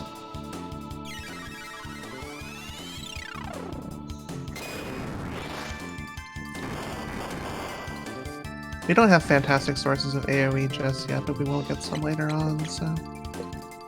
This won't be as much of a slog between these dungeons.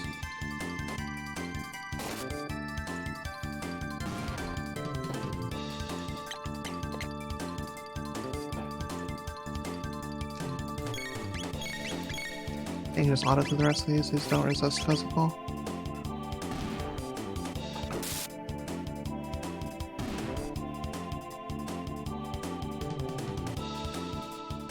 I generally want all of these. They changed Ayla's attack from a column base to a single target when you have the one after cat attack, but she's kind of worthless in here right now.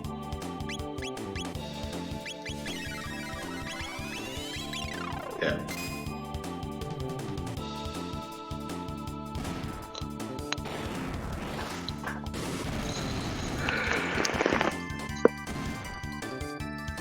So as we're going through here, if you have any other donations, would be fantastic.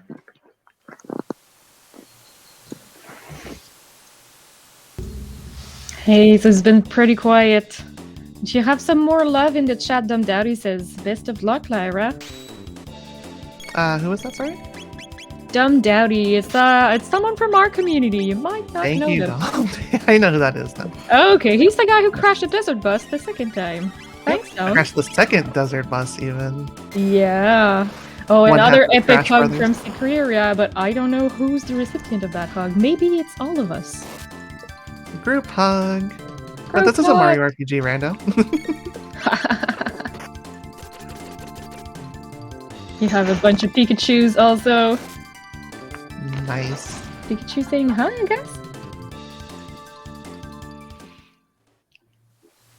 Epic group hug. Well, thank you everyone for still being awake and alive and present tonight with us until the very end.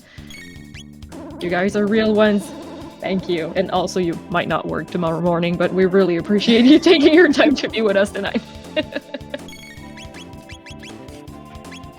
Hey, that really woke chat up, actually. Hey. Nice. Hi, everyone. Speaking of waking chat up, the bats actually succeeded in landing sleep on Ayla, but he's not useful in this dungeon, so... It's actually the person we wanted in the target.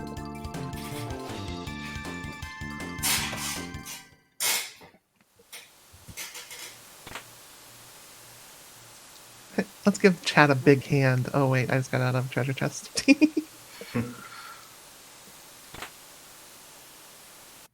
This will be a 2-turn fight right here since I don't have any AoE magic.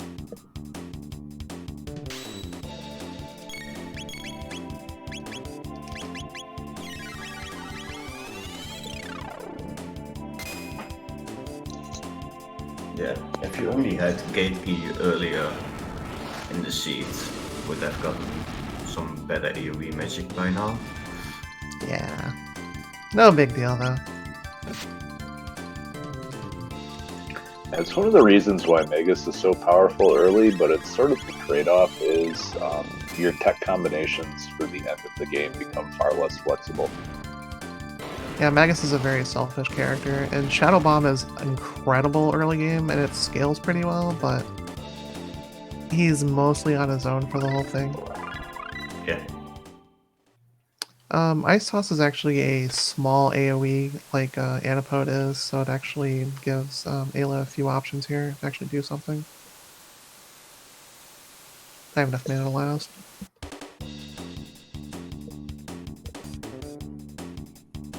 I could potentially get them all here. No, they split apart. There we go. No, you hit the wrong one. Oh no! Oh. Frenzy Band working against us here.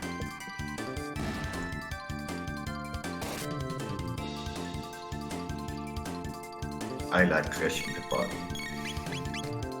Yep.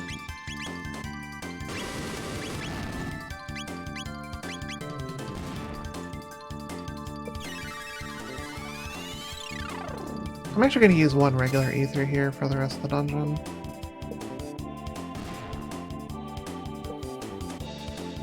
Cure and Napalm. Napalm is a small AoE as well.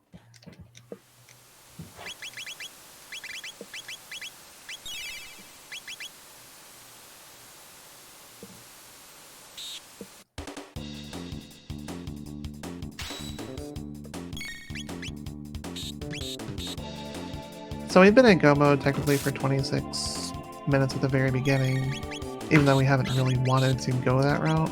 We've still been doing dungeons for the XP and the tech points needed anyways, so there's a potential we get the other go mode instead. When you say go mode, you say you could just like fly back in time to up in time up to Lavos and just do it then? So we would have to open up Black Omen, which is going to require a little bit more than just that, but that is the two key items we would need to go climb Mount Woe and then unlock that. So, excuse me, not Mount Woe, but Death Peak. Yeah, that's good. Yeah, it's just, I confuse the two all the time. yeah, Death Peak and the Black Omen are two endgame areas in the vanilla game, and as a result, it is tough sledding to get through those to begin with, and they're very time-consuming. I see. And you want to be well equipped for that? Either that, or if you find the other go mode combination of items in the meantime, it's far friendlier. So this is sort of a way to hedge your bets and try to level up while also maybe finding that other way to get to Lavos. Yeah. I see. And Lyra doesn't like Mount Woe, so... It's not that I don't like Mount Woe, I just don't like Black Omen. Ooh, nice haste helmet there. Oh, It fixes a lot of problems with Luca. haste helmet, that's nice. Yeah, that especially for endgame as well. Combine that with an amulet, and you're in pretty good shape. Yep.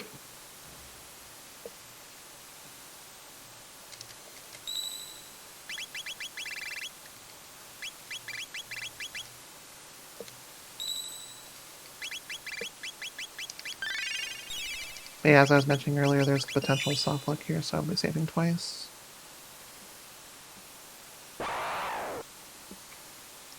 I don't have Ayla's like shadow magic ability here, so she's still dead weight. But she can charm those.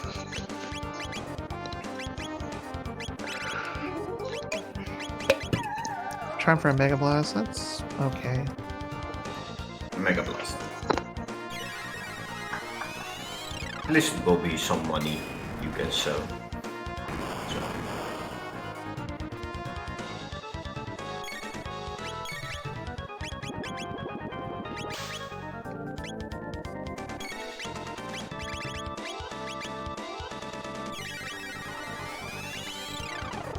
I'm just gonna leave it in standby for a turn.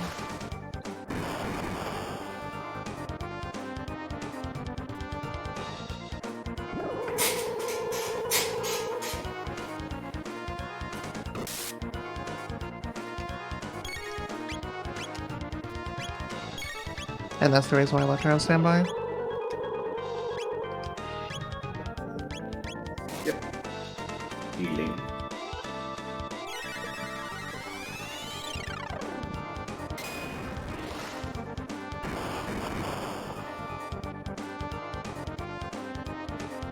So the Nova armor is actually incredible armor. The problem is it's only for guys, and we don't have a guy in our party.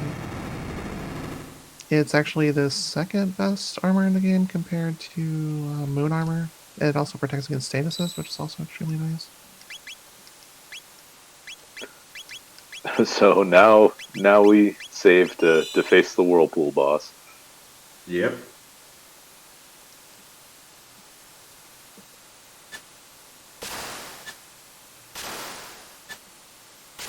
Last time I got stuck, I could just save outside and then reset. And then it worked for me at least. Yeah, that's how you fix that. There's Dreamstone. We don't have Gate Key though. Ooh. Let's see, I think, yeah, if you were able to get into prehistory, that would get you into the Dark Ages, but just a little bit off. Yeah. Which Still, would I put that at changed. Sunken Desert, Gino, or SOS. Yeah. I don't have gear for any of them. Hopefully, we get Well, the I gate. mean, probably not completing Sunken Desert, but at least opening the chests and fighting the enemies in there is definitely doable. And those those hexapods are pretty good in the tech point department.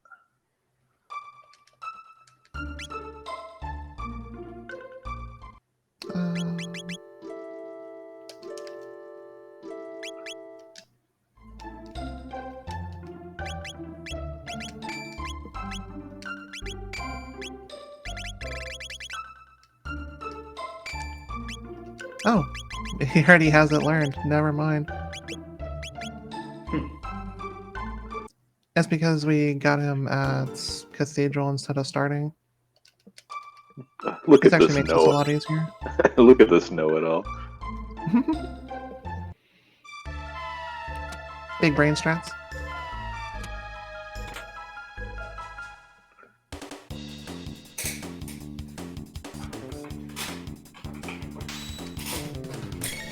Hopefully the gate key is out here.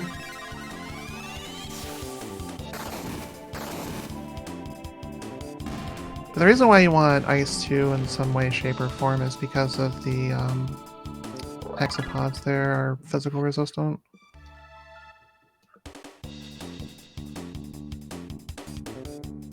Yeah, and they are so very good to defeat. Yep. We definitely want to full clear this floor.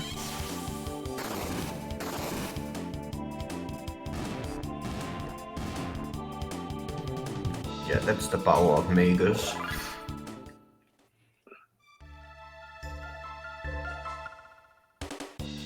So for this floor, I can actually get away with just using him, but on the boss, I can swap him off for Ayla again. You only need to single target the Retinite with Ice 1, and then it'll just break off anyways. So I don't have to get the tech points from Retinite on this character. Blackmail there is really nice. Oh, very nice.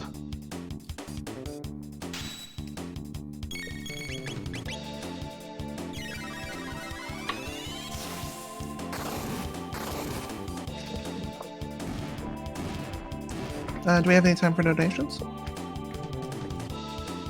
I guess we have time, but yeah, that was my line. Yeah, Yes. we have time for the Gotcha. donation.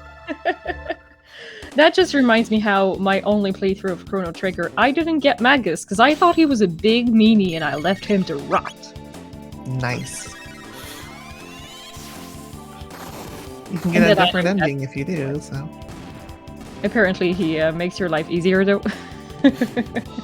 By the time you get him in the vanilla version, it's negligible, honestly. Oh, that's good to know. But he does make Death Peak a lot easier.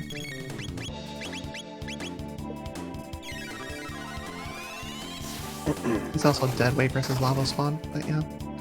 If you have any donuts, go ahead. I don't.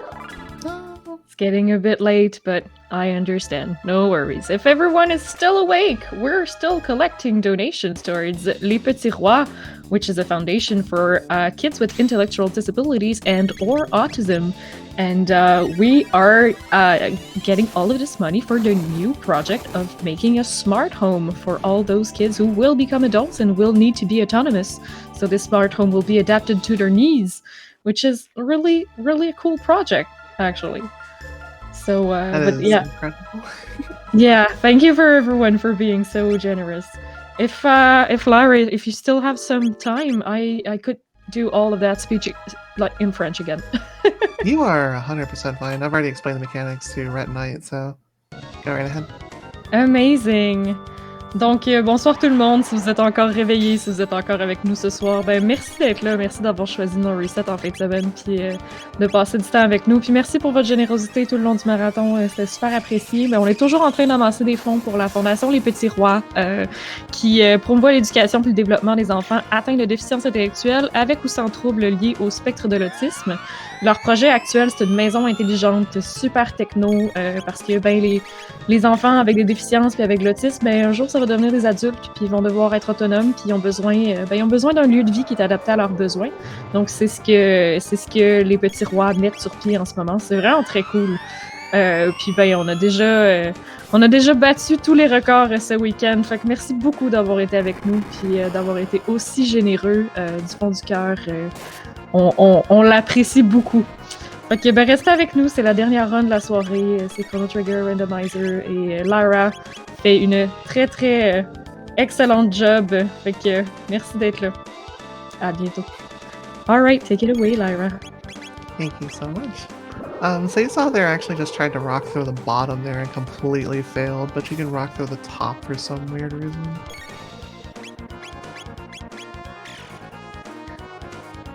So you can just attack the bottom. I cannot tell you how much more difficult this fight is if you kill the core first. Mm-hmm. Oh, yeah. I like how Chrono Trigger does that. Easy. Like the gamer reflex would be to kill the core first. And they kind of know that. It's bait. Yeah, exactly.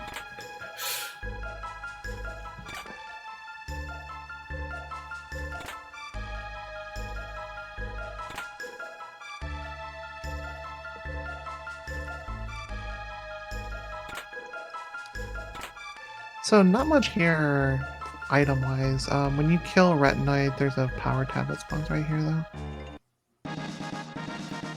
Even more power tabs. You can clear that off until you turn in Robo right here to Fiona, and then after that, you lose access to that dungeon.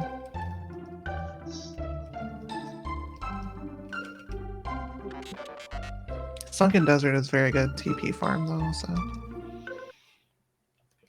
even if you don't need it, it's still very, very nice to have. Also, Plus, now you get that great. I was gonna say, plus now you get that great Robo animation in 600 AD. Plus, it's so you good. get your time paradox. I loved it so much. There's a tab mouse.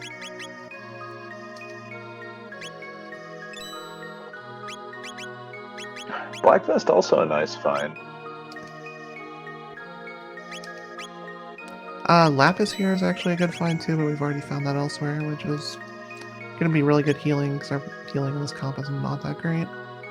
It's strong, but it's single target.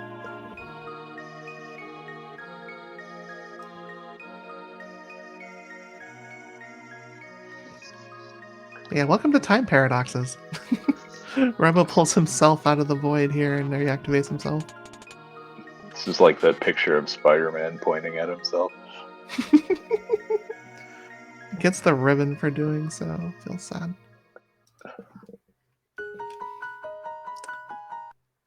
So the tech points are really nice, but complete dud.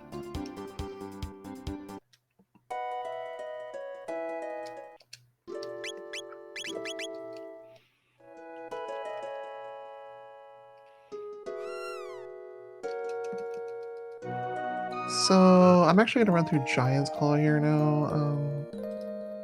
Mostly an optional dungeon.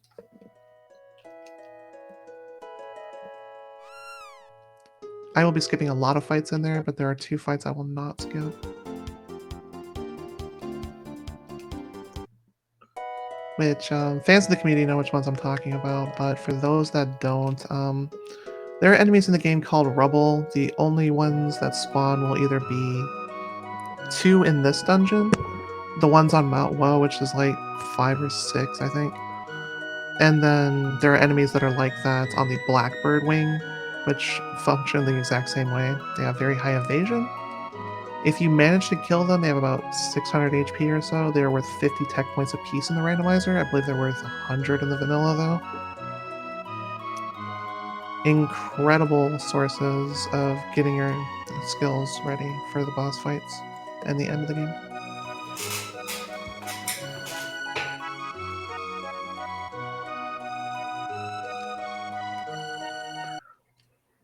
I will run away. Hopefully we see the gate key out of this. The gate key would be incredible. What is This isn't a huge dungeon, so...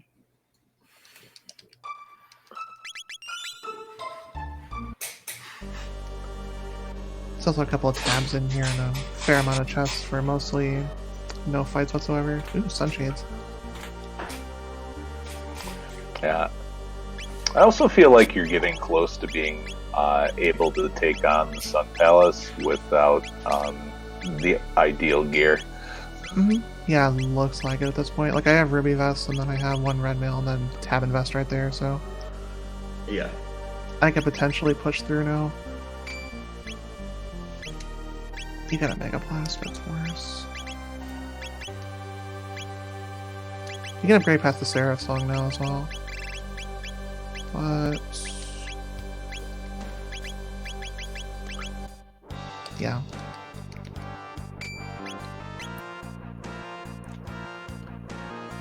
A little bit of running through combinations in my head of what I want to go ahead and do for techs. Sunshades will work for ice too, and it'll help for ice and cube toss, but I don't want to move Frenzy Band onto her, so...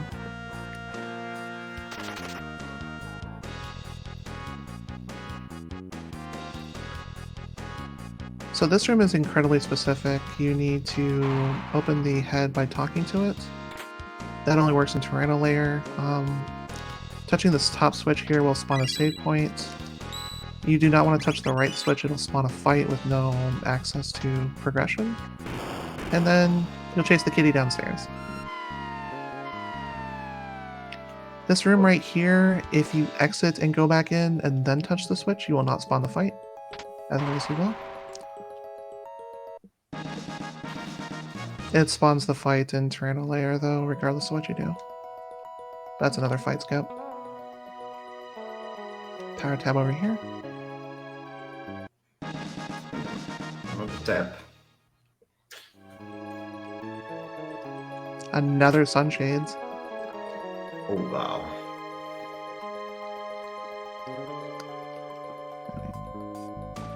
I can probably skip the rock in here. This will always be a rock chest and randomizer, but it's random which one.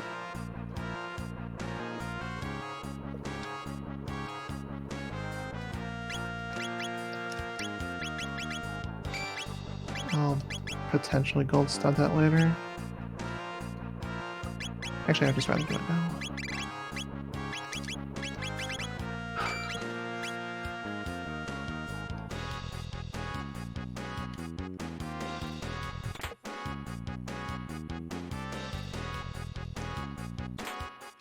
So we explained the mechanics earlier, but Rust Chrono here will roar and trigger counterattacks. It'll do it 5 times before it releases a charge-up move that does a lot of damage, and has a very strong potential of wiping us in one shot due to our levels.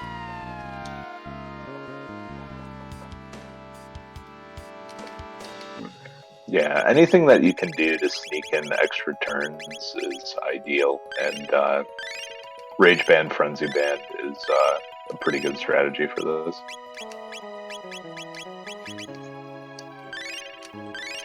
A lot of speed tabs here, so we can afford to spread them out a little bit.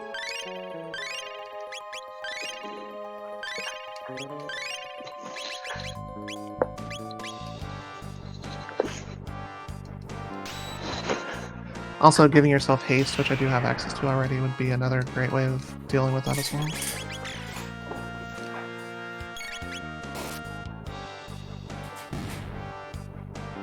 $1,000 XP at this level is fantastic too. So That probably couldn't have gone much better.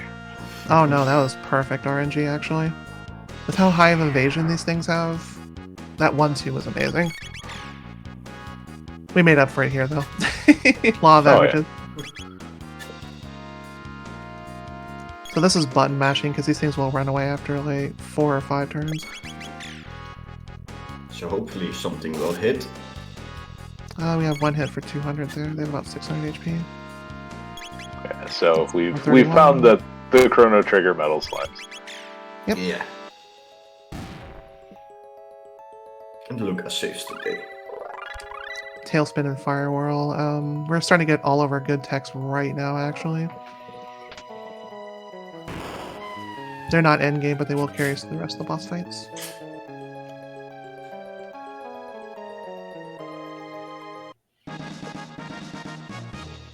You actually run through this basement here in Tyranno Layer as well, but it's set up a little bit differently.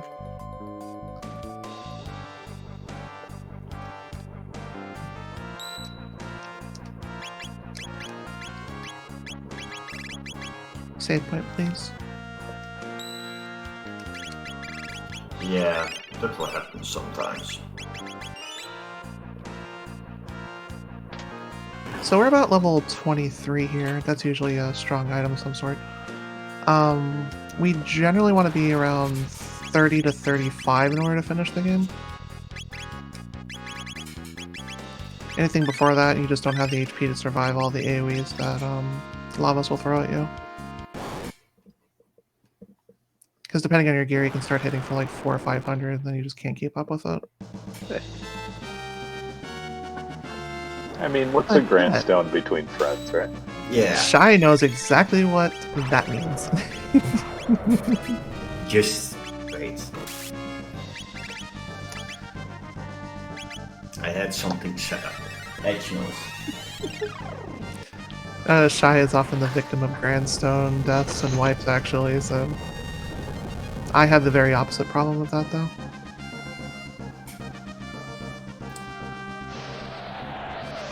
Should be fasting quickly this boss with antipode.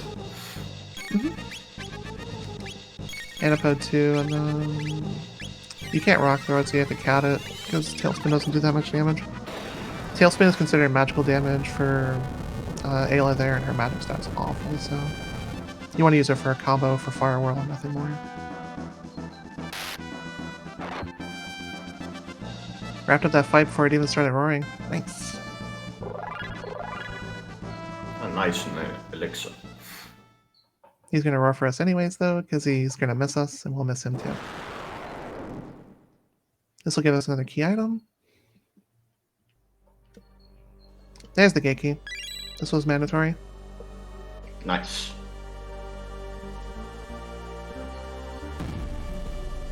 So we're 1 item off of the preferred go mode to actually go fast.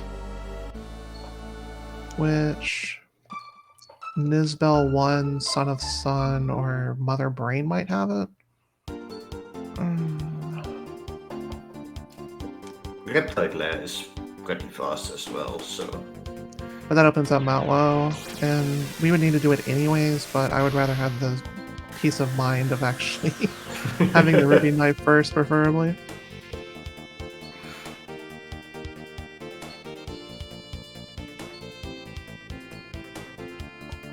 I actually went to the wrong age here. I think I was going to buy shelters, but I'm not worried about it yet.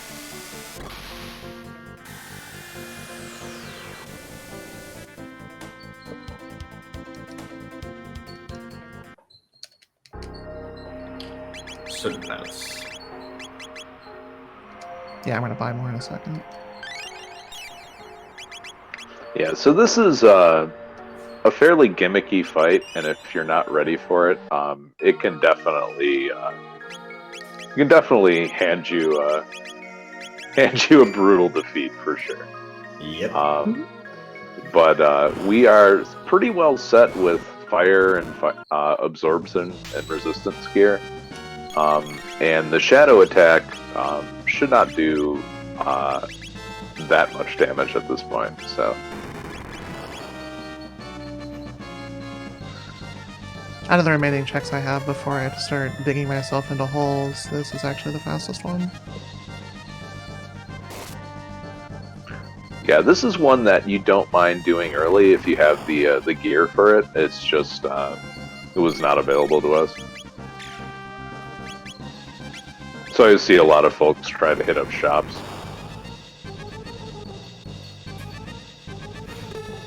Yeah, for the boogie mails. Blackmail. So there is roughly about a 20% chance in the vanilla version to actually get this, but you can attack it for a few turns once you find it. And you actually don't need to haste Luca because she already has haste on them.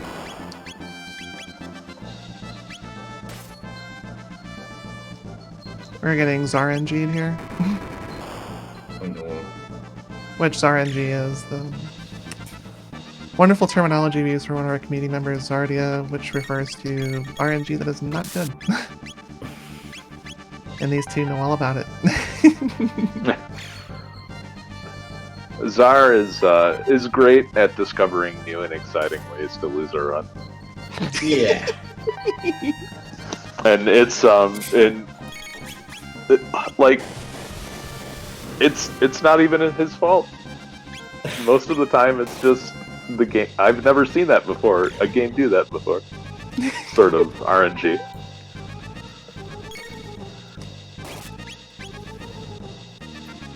Yeah. So yeah, once you attack the right spot 12 times, the fight will end. When you see it says Son of Sun's losing its fire, you can actually stop attacking entirely. Yeah, the haste is fairly important here because otherwise you'll have to sit through another roulette shuffle, and no one wants to do that. I've had several runs where it actually doesn't spawn as any of the 4 that are actually out here. Oh, That's real RNG. I haven't had that one yet. It's happened to me at least half the time I'm in here. It's ridiculous. It's It's only on the just first and rigged. second couple though. By the time it hits like the 3rd shuffle, then you're pretty fine because it'll random up to that. Do we have any time for donations? Yes. Let's do it. I love how you just answer yourself. I'm used to self-commentary because of late night shifts, so it's Oh, okay. I see. Go right ahead. It makes sense. Well, I don't have any for now, but that's fine. Well, thank you for making some space for me. I love it. And hopefully chat is having a wonderful time as well. There's a great fun in chat, but I'm not sure it makes sense orally, verbally. David TKI says, "Hey Dad, can you explain how a solar eclipse happens?" No, son. It does verbally, actually. Yeah, it does. The puns have started in chat. It's beautiful. Yeah, that's a great one. Oh, Love it. Keep them coming. Oh, we found the carpenter's tools. Not ideal. Nah, it's completely worthless for us. Yeah. So actually, I'm just going to go ahead and spawn Gate Key and go to Nizbel 1 at this point. Nizbel 1 is generally an optimal dungeon in most scenarios, but fairly easy to defeat, but it's a key item, and we were hoping for Ruby Knife at this point. Yeah. Something that isn't explained in the randomizer, if you use this route to obtain magic, you need to actually go retrieve your parked airship in this era before, because it doesn't respawn at 1000.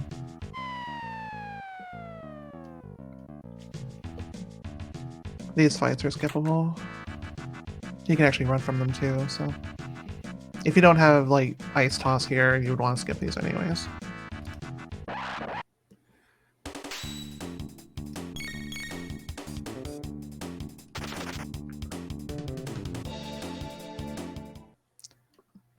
And while we're actually here, I would like to show you all a little not known trick to Chrono Trigger. This actually works in the vanilla version as well. And is actually a really strong source of tech point farming, albeit a little bit of a slow one. I will do this once to show it off. I'm probably not going to need to do it more. So you got a hunting range here. I will show you the 3 spawn points that this will happen at, but there will be a new that spawns here. New is a very intelligent race of creatures that will not be fatal to you in single format, but there is a fight later on in the game you can take for 90 tech points, where you fight 6, and that fight can kill you. So you wait about a minute here. It'll start raining. It'll spawn either right above us on the canopy here, it'll spawn a little bit north of us, or it'll be the slow spawn.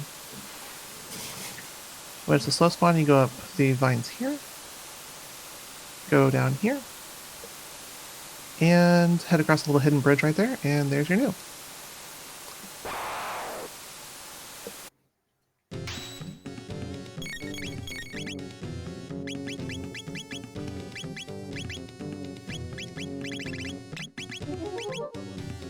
They have power tabs.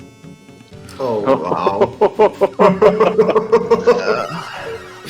Oh. Not the most ideal tab for them to have, but A tab is a tab. yes. Yeah. And they also drop tabs too, so you can do two per each.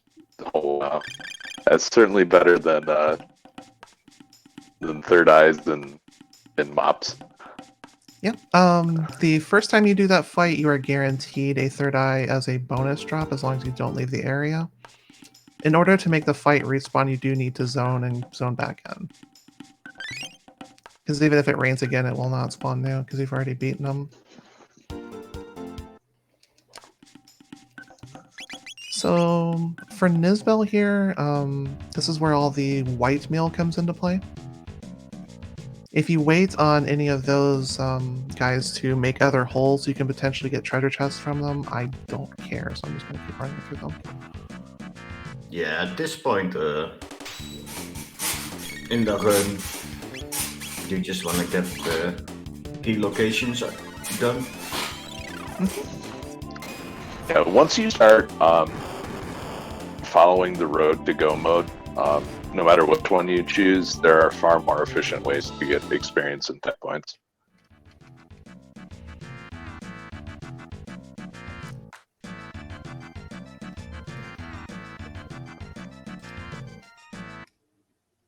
I'm a little bit concerned about where this pathing is taking me. The only 2 options if this is not spawned into Ruby Knife are Genodome or Mount Woe, and both of those are time sinks. Oh, we'll just get the whole world tour, right? You want to show off the whole randomizer. Yeah. I don't want to get slow poked. What are you talking about? Oh wow, that's a nice pickup. Some red mail. Coming useful for later. This fight is it's not unrunnable, but you do get forced into it. That's lesser known about that fight. You can actually just ice toss it once and be done with it too if you want the XP from it.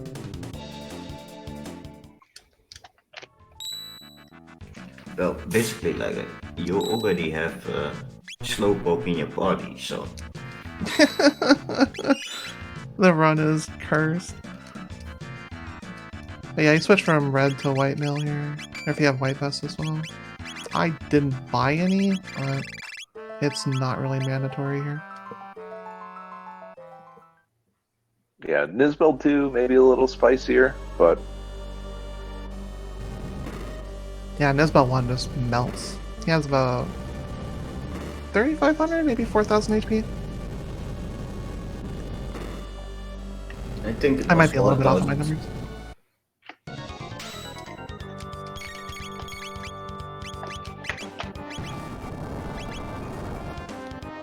But yeah, what they did for the randomizers, they basically turned Tailspin into a magic option for Ayla to bypass physical defense.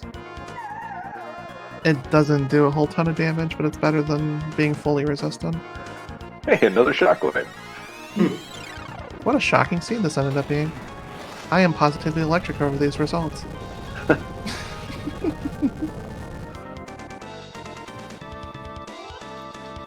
My thinking is that you will get a crisp shot or something from this boss.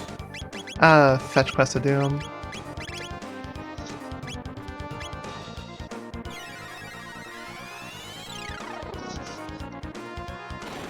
I actually got Prism Shards Sunstoned into Ruby Knife last night, so not pleasant. Well, at least you can give the grand tour from the world, so We don't want that, we want to go fast.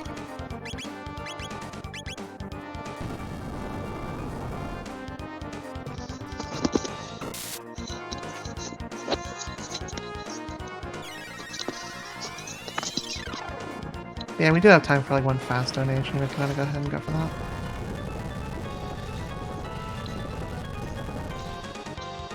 You caught me with my mouth full of seaweed chips. Seaweed chips are great. Busted. Still no donation, but you know, if you were sleeping this whole time and you still have a little donation coming, we'll keep them coming. We are still accepting them. And of course, Nisbel is nice enough to drop the white mail, so. Shy called it. Oh no. yes. Yakra, I'm gonna beat you so hard your ancestors will feel it. This run is cursed. It's been blessed and cursed at the same time. Maybe the Sunstone is next. So, Blurst. Yep. A little reference to our wonderful friends in the Final Fantasy randomizer community, which we've showcased earlier on this marathon.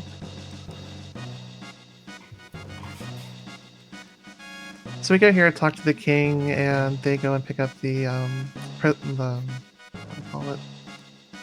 The Rainbow prism shell shell. that was in Yeah. Giant's Claw there, since we couldn't lift it ourselves.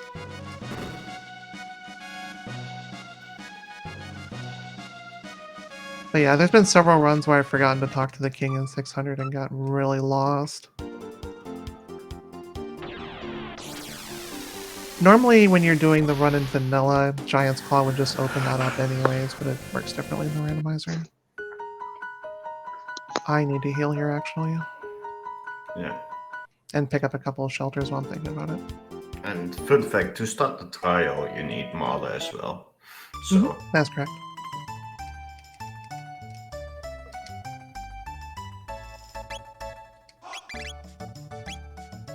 We have enough money to not worry about that.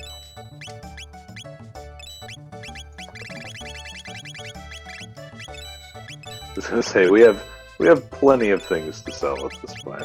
yeah. Mhm. Plenty of money.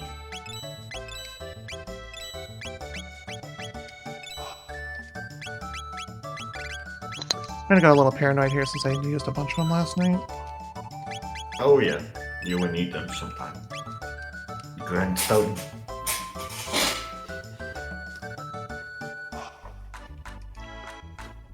I feel like I was missing something with these shops earlier. Oh yeah, the Blue House.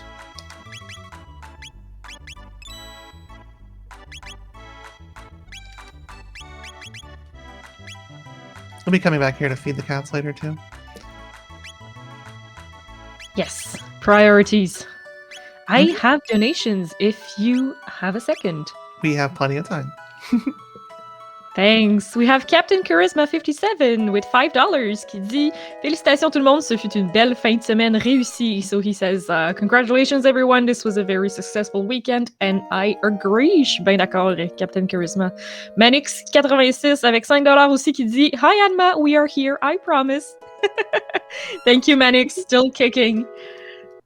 You guys are the real ones, still kicking till the end. Shout out to all the volunteers who worked this weekend. You all did an amazing job and it was a great event. Thanks to you guys.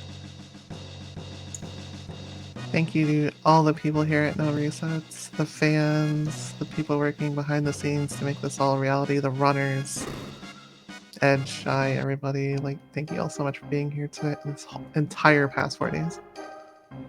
Absolutely, I concur. We have a great community. So the king is on trial for actually stealing the prism shell, but we're actually going to crack the case because we are detectives like that. I love that little moment in the game and how just different it was and unexpected.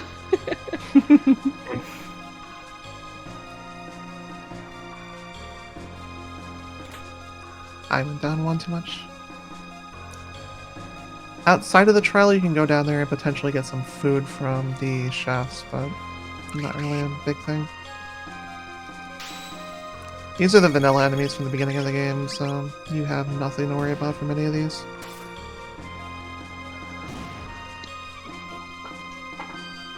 Good old magic scarfs. I love that it is the same enemies that you ran into in the cathedral. Like, it's been 400 years and you haven't found anyone better to hire. Well said.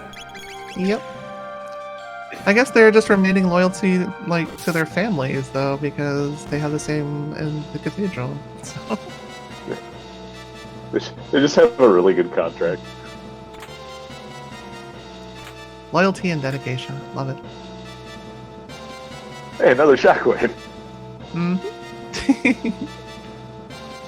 So here you want to actually pause before running through there so you don't get into those fights. On the way back you want to run through instead. Zodiac Cave is very strong. Another speed tab and a hype breather for later. Sunstone. Oh no. No, bad touch.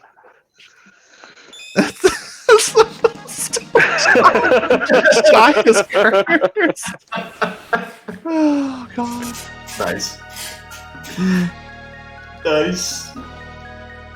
Now the jury starts to come in to convict the king because the chancellor hired the jury to rig the whole system. And we're going to stop at that right now. So, since I was right on 2 key items already, so I'm gonna say it now. The ruby knife is on Mount Wall. Oh gosh. There's no way to Magus' castle though, so it's either this or Geno, or it's Mount Will required, or Death Meat. No, Geno with the bent hill. Why do you want to see me suffer, Shy? It's not so. It's showing the will tour, like Edge said.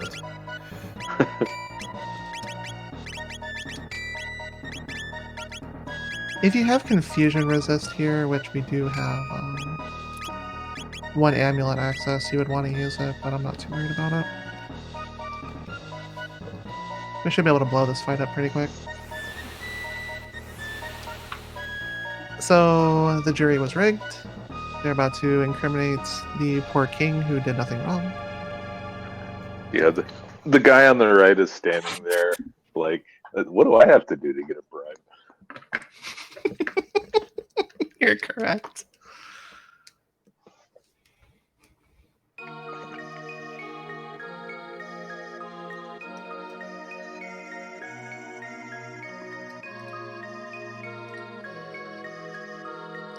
And we bust through the wall like the Kool-Aid Man. And go, oh yeah! Which chases all the rigged jurors away, except for the one that was actually honest. The rest of them got their comeuppance for being cheaters.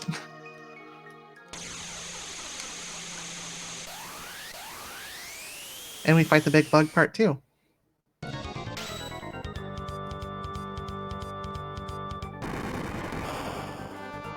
That's kind of annoying. Kind of annoying because she has a stop weapon. That's always how it goes. Yep. Okay, that's more fine. Because she resisted it this time.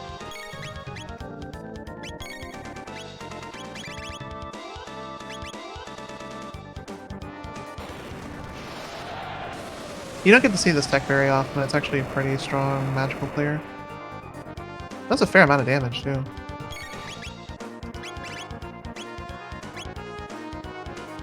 Yeah, there are a lot of good techs with this party count, for sure. Mm-hmm. The dual techs are very strong. So I'm actually going to finish hasting here, and I'm going to go ahead and swap over at this point.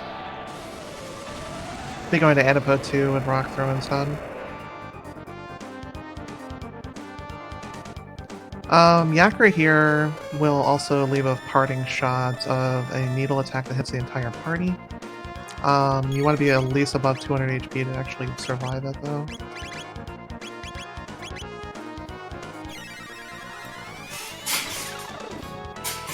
Sorry, I'm back. I'm glad I was muted, because the shy clock went off. Oh no. Yeah. I told you to mute that. I forgot one clock setting, so... So there's the attack that did about 100 damage, we're good. But yeah, our wonderful friend Shy here, he has a chicken that goes up for an alarm clock, so... It's the infamous Shy chicken.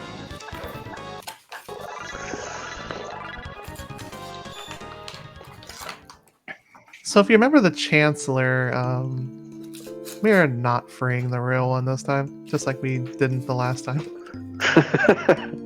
That's that little shiny spot on the floor there is actually the key from Yakra, but we don't come back up here, so...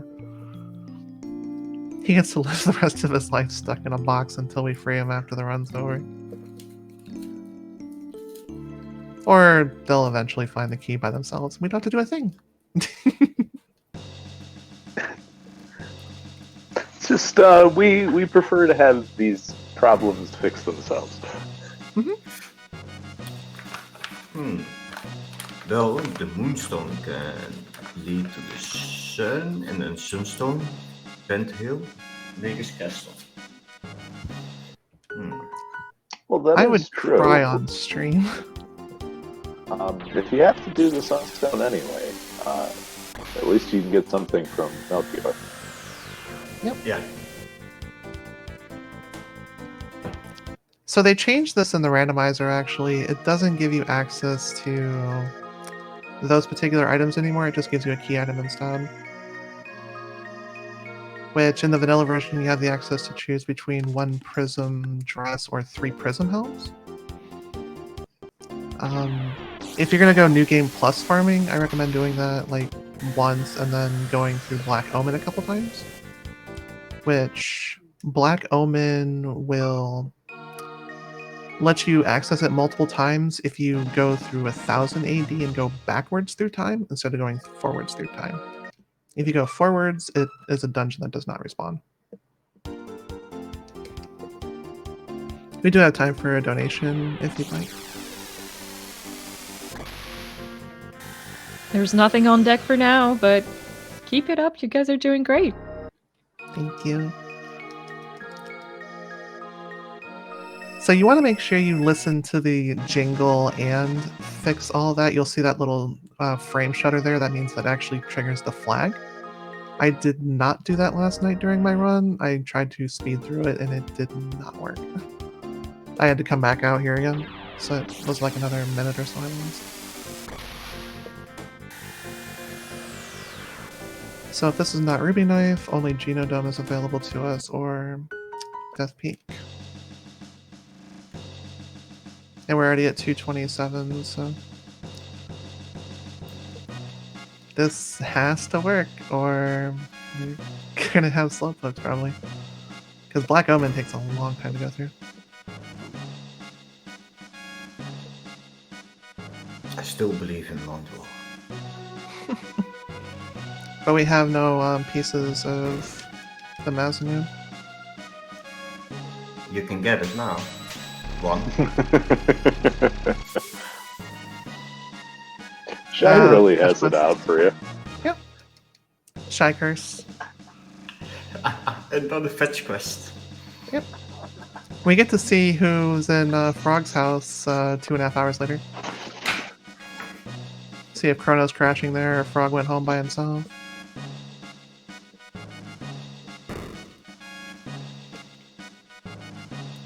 Edge, what do you say? Is it Frog or Chrono? No, I figured 2.5 hours later we'll finally be able to buy items from Fritz. That would be pretty blessed, actually. You also get 10 mid-ethers from doing so. It's a fantastic reward. Chat, if you want to get your guesses in now, we're going to be having about 15-20 seconds, really fast.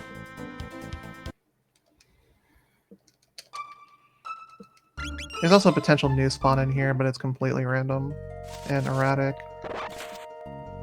And it didn't spawn this time, so... If you're super desperate for early game farming, that's right there. Hi. Hey, it's Chrono. Hey, good morning, Chrono. For those who guessed Chrono, you are completely correct. Congratulations. We will still not be getting him. I Because we just got rid of him. I almost started a prediction poll on the chat, but then I thought by the time I would write it, we would know the answer already. Yeah. Is it randomized or is something you did? That key item is randomized, yes. Oh, okay. So we are actually in Super Go mode now, so I can actually get out of here. Yeah. I haven't seen any full tonics in shops. That's a little bit concerning. There are lapises that spawn that I need to eventually hit up to.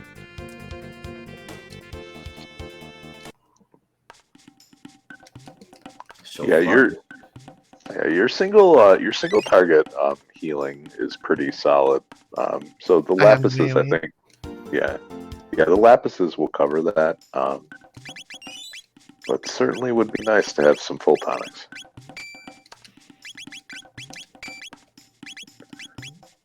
Yeah. Lyra also has 1 or 2 mega elixirs, so Did I? I won. oh well. Ah well, still good to have.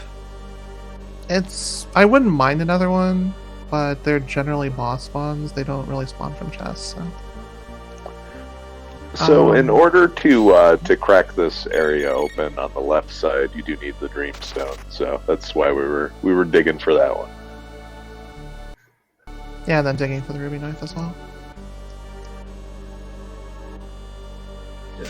Which was Sunstone locked. Mm-hmm.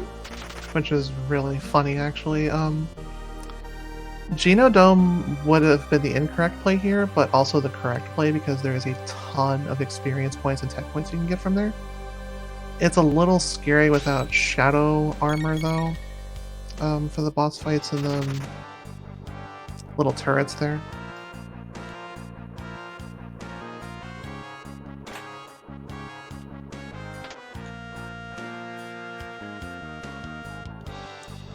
I think where we're at here, we're on pace for maybe like a 315.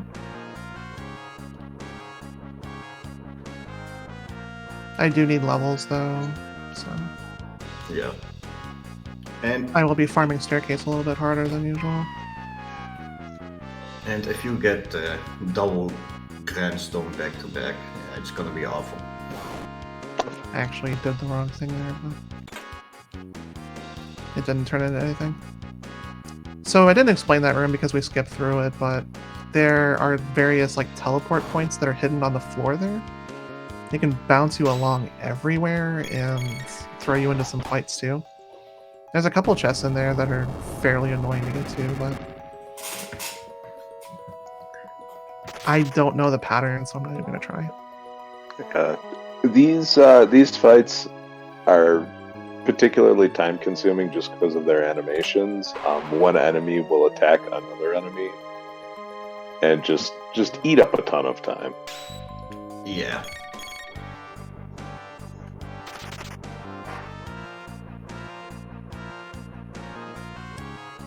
And I think the volcanoes are also very counter happy. Incredibly, even if the enemies decide to poke them. You do get 2 sets of them through this because another one will spawn as soon as you run through that door. We got good turn order there though.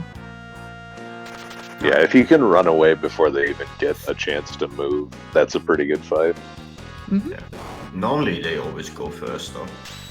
But we've had speed tabs constantly this whole seed, so See? didn't get it this time, but that's okay. The fights in Reptite Lair here are not ideal for farming. You would have wanted to have done that elsewhere if you're looking for tech points or experience. Nisbel too. Nisbel 2, same as the first. If you have white mills, use them.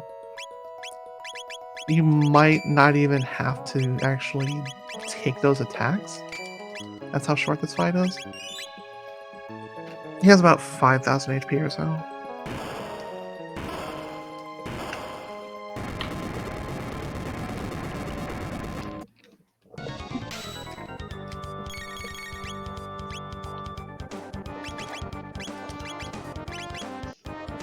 But now that we have access to cube toss, we can completely just nuke this whole fight into orbit. Yeah. But since it's based off Ayla's physical stat and Marley's magical stat, it's not that great. So we're doing about 2,000 damage a turn, so we have to do about 3 turns here.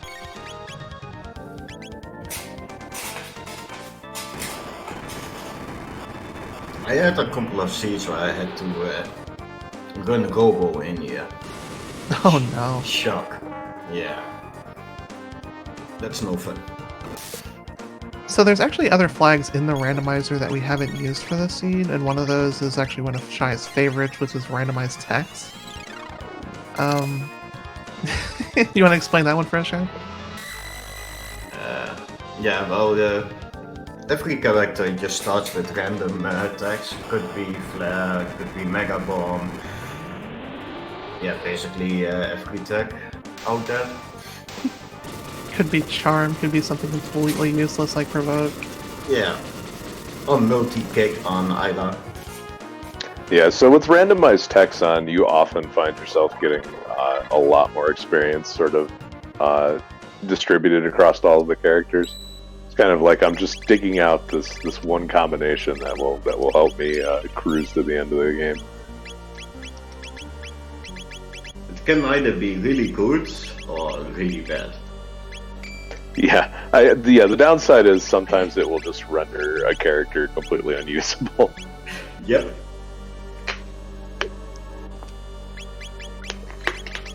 But then again, if you have an early Robo, and then you get Uzi Punch with a good weapon. That's true. The randomizer giveth and the randomizer taketh away.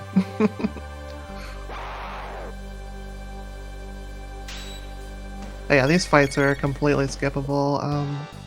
There's going to be 2 Megasaurs that spawn up there that are going to be forced into those fights, but they are runnable, so... If you do have time for a donation, we have time for like 1, since this is the same as it was before. No dice is still here, but no dice. People are still awake, we'll keep them coming, but in the meantime, we'll kill that big lizard, Lyra. Yep. You can do it.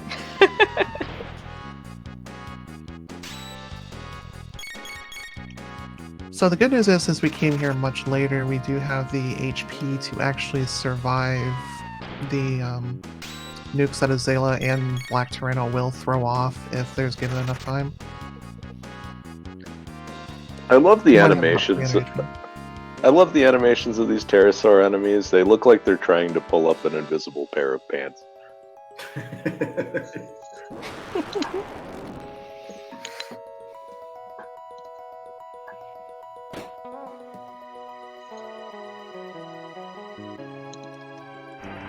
Okay, so you actually want to switch to your best armor here. Yeah.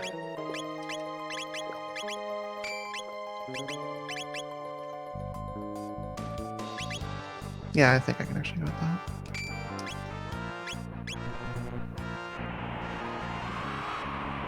So Zayla has about 2,500, 3,000 HP. When she dies, she will throw off a HP sap effect. That is a status effect that is completely... You can't counter it and you can't status resist it. It's a very slow HP drain that only really bosses use. Not particularly dangerous in this fight, though. I'm probably using a couple mid-aethers here. Which, actually, I haven't seen... So I need to be a little bit conservative than that.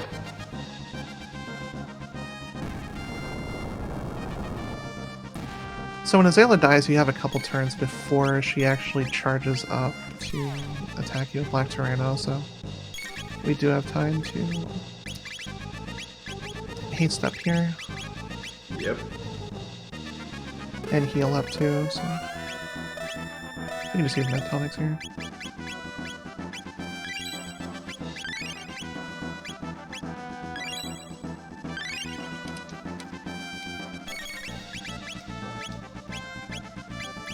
If you want to cast Protect here, that's actually a great use on Luca there, but you don't have gold stat on her, so it's actually not that ideal.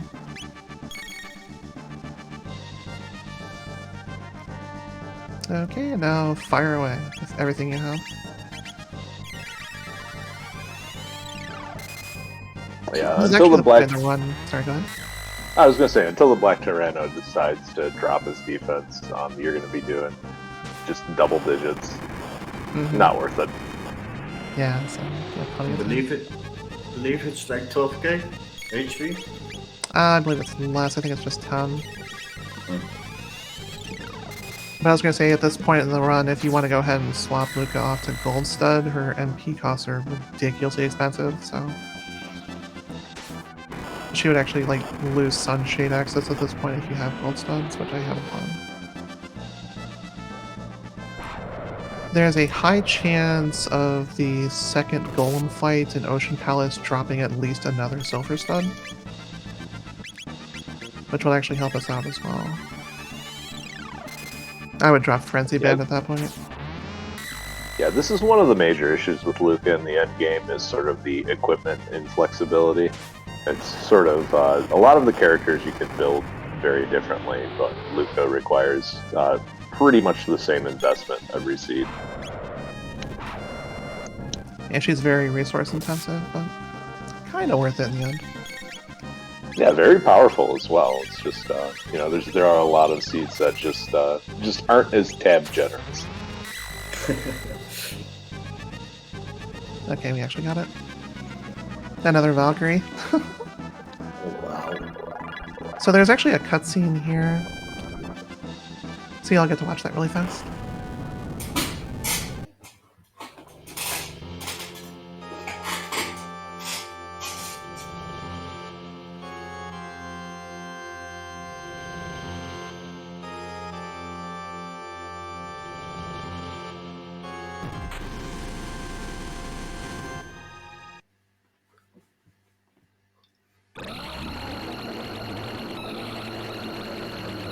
Well, it takes about 20 minutes to get the rest done.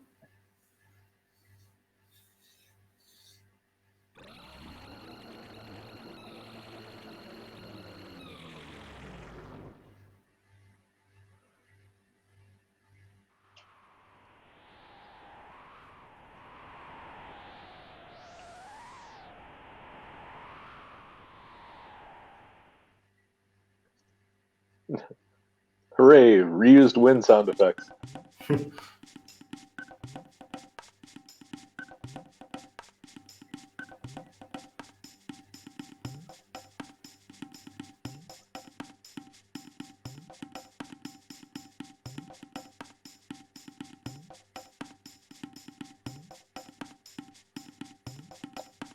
So at this point in the crater that you before us is the path to the Dark Ages.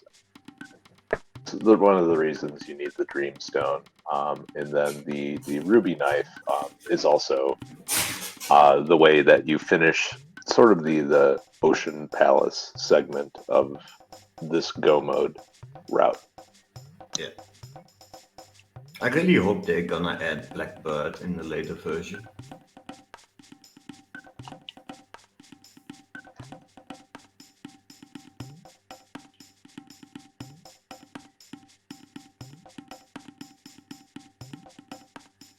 Yeah, one of the nice things about this randomizer, there's a lot of potential for further development. Definitely a lot of sort of game set pieces that you didn't see from the vanilla game that will be added later. Yeah.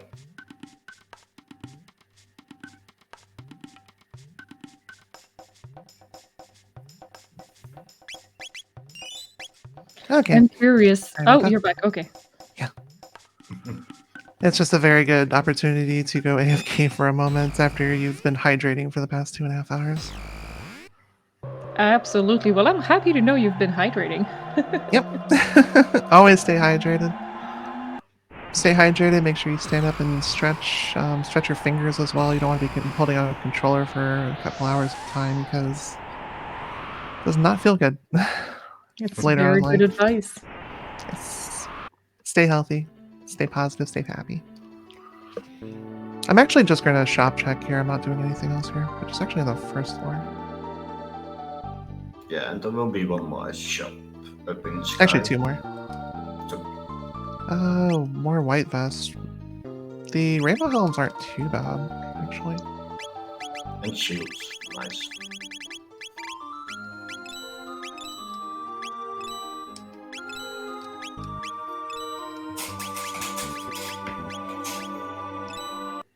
The white reason vest why I also. like shields is because they cast protect on you for Grindstone.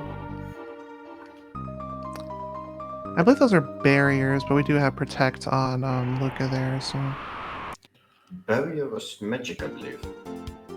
I believe shield is magic. Oh.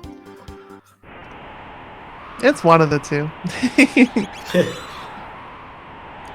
So we're actually gonna go up to this one. This is to Inhasa. If you want to fight the news here for 90 tech points, which I do because I don't have flare yet, this is actually the point to do it. You do have to take a small cutscene penalty here, though. You open up the books of water, wind here at the top. You get to see another kitty, which will be feeding the kitties very, very soon.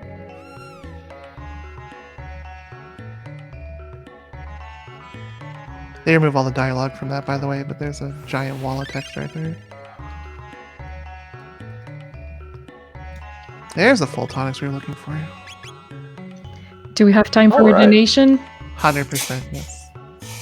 Amazing. We have a donation from someone who I thought had already gone to sleep. Well, it's nice to see you. Indrome says, "Hey everyone, it's your pal, Indrome." Palindrome. I always look both ways, no matter what I do. Who gives 3 and 52, which makes the donation counter look like a palindrome. I wonder, that does ring a bell. Someone did do that all weekend, didn't they? Well, thank you again, and thank you for being still awake and kicking. You've kept us on our toes looking for palindromes all weekend, and that was appreciated. That was great. Thank you, Thanks. Palindrome.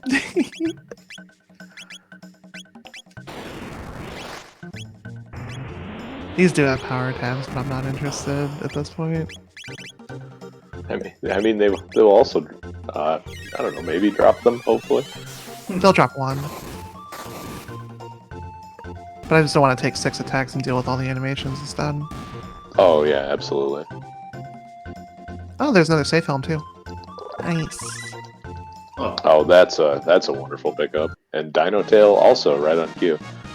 And a magic and a speed tab. It's skipping that fight is way not a good idea most of the time. Because they just give you way too much for your time.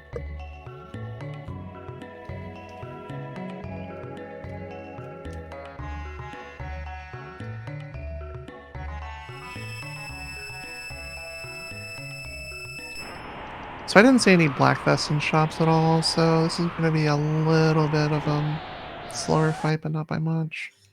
Yeah. I had to take this a little bit differently. Oh, the black vest could have been in the Chrono shop. That could have been in the Fritz shop, you're right, but I wasn't going to go all the way through that just to check. Oh, 50-50. Here we go.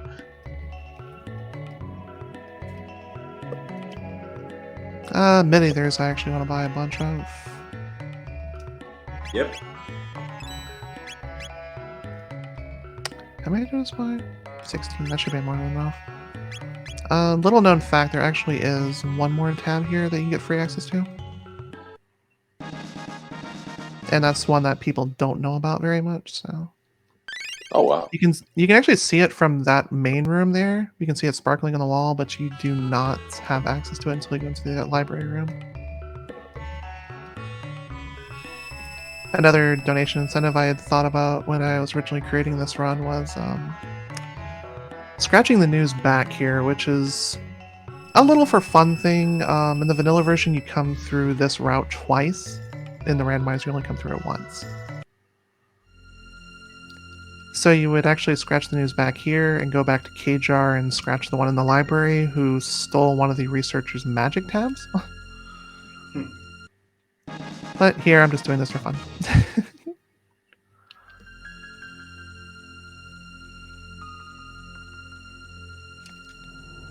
So Golem fight here,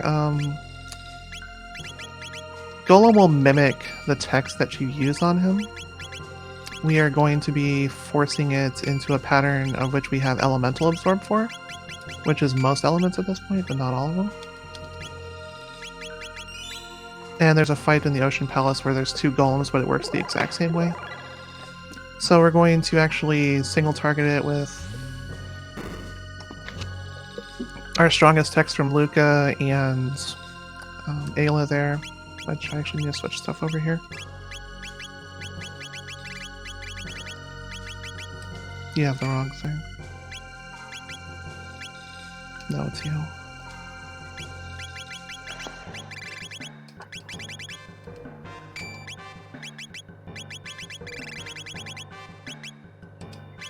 Lots of sunshades.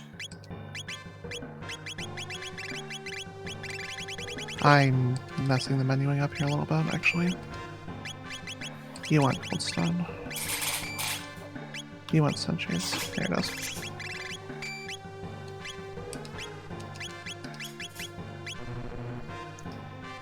And I actually wanted to put that save film I just got a little bit ago, too.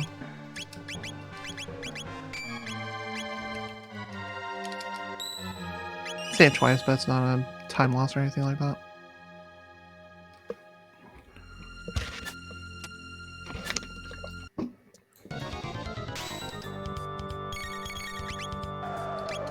We don't have, like, Flare Kick yet because we don't have Flare or Triple Kick, so we're actually going to be doing this fight a little bit slower than normal. It's kind of rare to have both of those this late anyways. Usually we'd have at least Triple Kick by now, though. Oh no. Oh Yep. no. It broke again. I mean, right after a save though, so Yes. not too bad. Not a huge deal. And there's no cutscene to deal with that one either, so. It hadn't done it in a while, so that's fine. Yeah. Yeah. And it, again, as Edge mentioned, it was right after the save, so. See, Edge, it's not us breaking things. It's technology breaking things. Oh, Absolutely. This time. And I just saved all the menuing, so there we go. I lost, what, a turn there? It's not that bad.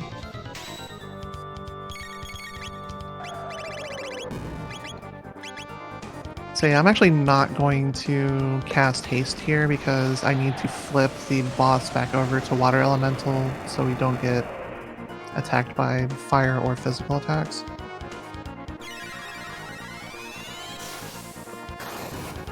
But anytime it attacks us now, it will just heal us instead, so we are very much gravy here. Yeah.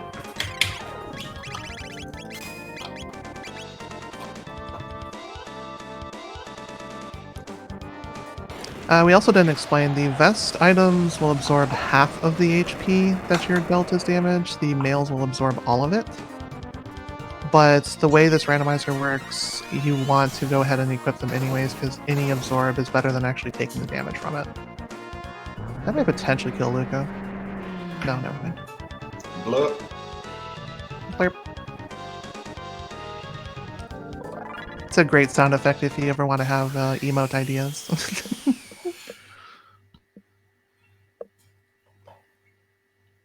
So Golem does not die, he disappears. And we go teleporting downstairs.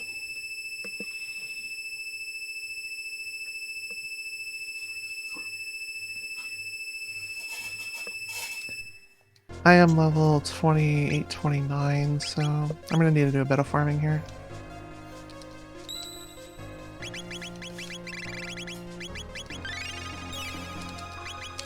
We'll still be underestimated unless something goes wrong on Lavos.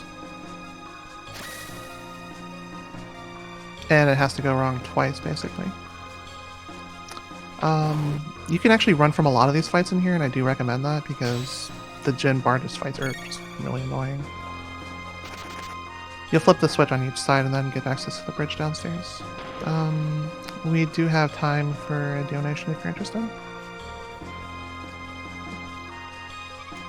I'm interested, that's for sure. Do But we have nothing more? on deck. No. It's fine. It's alright. Well, I'm glad to know that you're on track for your estimate, but no pressure. It's good. It's the end of the marathon, so it's not gonna push anyone behind you. Yeah. It does avoid the slowpoke, though. There's that. Slowpoke is a mark of honor, though. I know. I got it for my very first thing back at last year's marathon during the FFR race. I'm sorry to hear that. Oh, It's okay. you got slowpoke by one. I got slowpoke the first time. Not this time, though.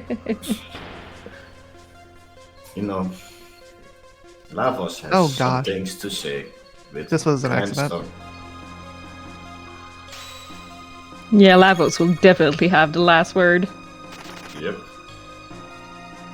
Actually, since we're just running this way, we can totally grab through here for a couple of chests. I wouldn't have taken this normally at all, but a full either will be helpful. There's a hidden wall down here you have to run across the back end to. This normally contains the demon hit in the vanilla version, which is a pretty strong weapon for Frog if you don't have Massa 2.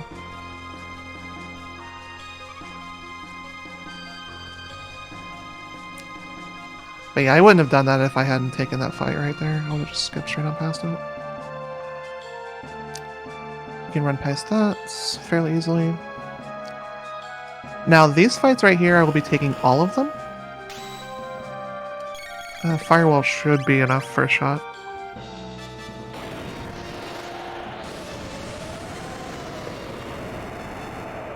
Yeah, it's definitely enough. I will be taking all of these encounters once. I will be farming the bottom two. Oh man, they dropped save films. Oh, wow. Oh, wow. Okay. And we're getting another set of them, so we'll have 3 save films. So, what's Grandstone? Just wait. There's Blaze Kick. Back-to-back grindstones. We still need output 3 though, so.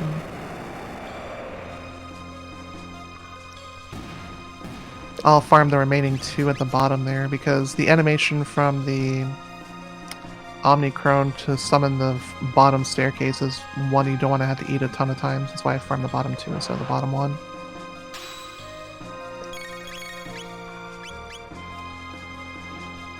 If you don't have silver or gold studs here though, you may need to like drop a couple shelters in your downstairs if you're farming here.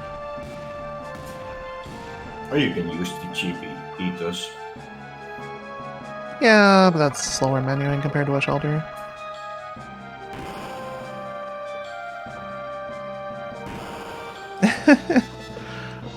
Free safe helms if you ever want to spend money. They probably sell for like 5-10k each, I would imagine. I will lose the +2 speed from Luca because I will not be staying on... Oh wait, I'm already off Tab Mask, never mind. Even with Tab and Armor, it's not like super strong as Lava, so you would want to switch off at this point anyways.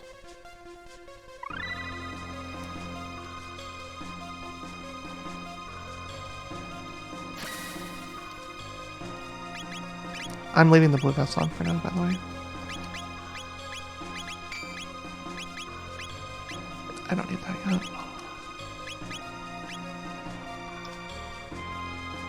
Level 30. Yeah, I need to stay here for a little bit. I don't get comfortable with Lava's fight until about 33, 34.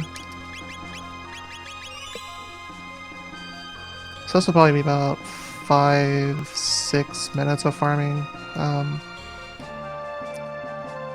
There's a possibility for a poll on whether we wipe to Lavos in any of the forms, but I think that would be your room for chat interaction right there. Yeah. The Lyra get once.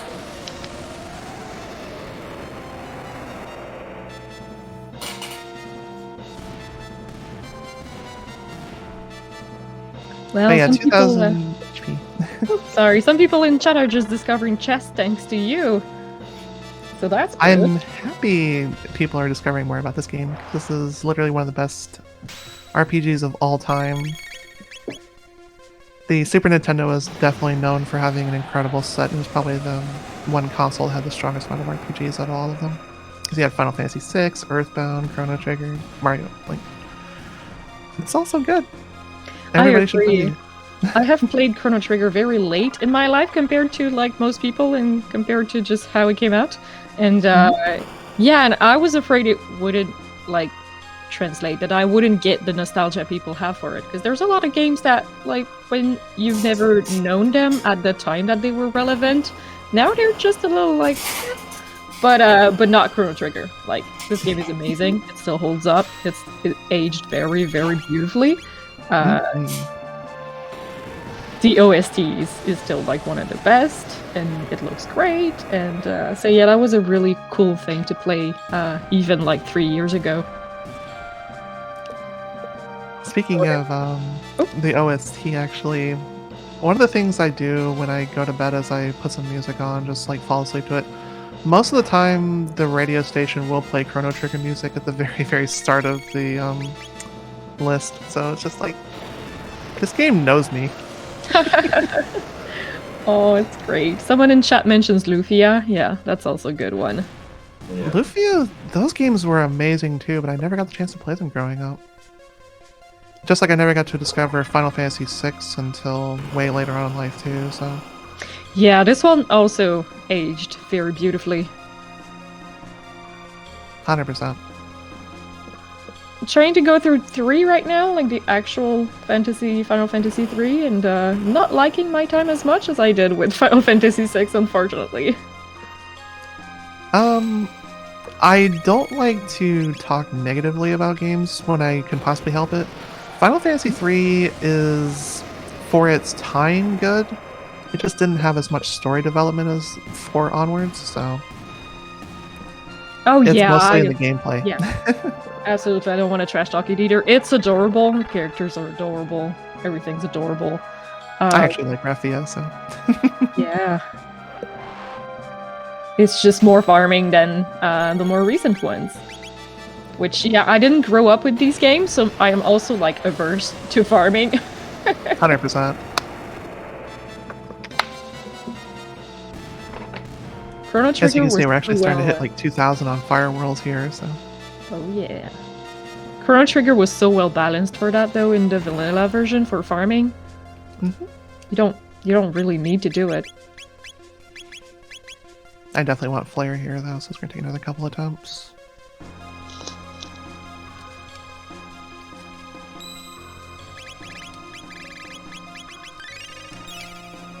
Alright, 32. We're getting there. But again, I am staying here until I get Flare. You can get it on Elevator too if you want to save time at this point and not do the farming for it, but I don't mind the extra levels because 35 would actually keep us well out of Lavos range. Yeah. Or at the Golem 2 fight. There's just a lot of brutal AoEs in the endgame fights that you need to be concerned with, and probably the surest way of getting through those is just have more HP. Agreed. Lavos 3 will deal about 400 to you if you're under geared or under leveled, so with this comp, even Lavos 2 can do some pretty nasty things too, so it is very important to be prepared for the end game. Yeah. I actually didn't buy any lapises now that I think about it. Uh-oh. I actually should be alright though. I do have full tonics. Can we maybe get a prediction for first try Lavos? Yeah, pretty sure Lavos will be a good chat prediction. Yeah, you can let that run for a while since we have a couple boss fights before that. Yeah.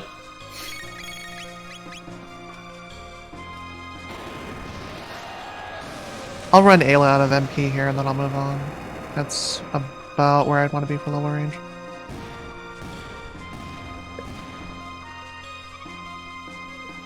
So what were your guys' favorite RPGs growing up?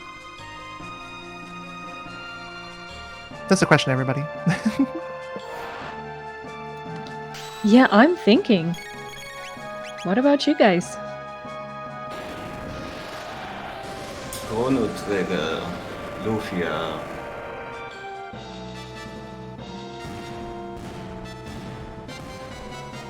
What about you, Edge? Yeah, the the classic Super Nintendo ones were quite good. I definitely enjoyed Final Fantasy VI a lot. I am disappointed that I missed out on Final Fantasy V until about a month ago. I am so happy you discovered that. That's another game that a lot of people didn't discover until GBA. Yeah, it's good. It's really good, actually. In chat, we have Final Fantasy VI, Chrono Trigger, Shadow Hearts, which I do not know, Quest for Glory, which I also do not know, and Pokemon. People don't consider Pokemon an RPG, but it's actually a fairly in-depth battle system, and it definitely got more complex over the years, but also got more fun over the years too. I was gonna say that actually, because I'm a weird case. My parents were not very fond of us playing video games growing up, so we didn't have consoles. But my dad really liked PCs, so like gaming on the PC was like kind of the compromise they made. So I didn't have a lot of RPGs because I'm not sure I would consider Diablo an RPG. I played a ton of that's for sure. Diablo 2 feel like more like almost like an MMO. Diablo 3 feels a little bit more actiony. Yeah. Oh, I did play Dungeon Siege. Yeah, for all those retro PC gamers in there, Dungeon Siege was pretty good. And yeah, I also have Pokemon. Oh, sorry. I'm sorry. Yes. No, go ahead. Sorry. No, I also wanted to put in a note that the Mother series is also incredible as well. I got Earthbound when it first came out, and I was not expecting to enjoy it as much as I did. It is incredibly unique in all the right ways. Awesome. Well, we got someone in chat who actually knows Dungeon Siege. Well, kudos to you. I played the hell and back out of that game. I've heard of them, but I've never played them.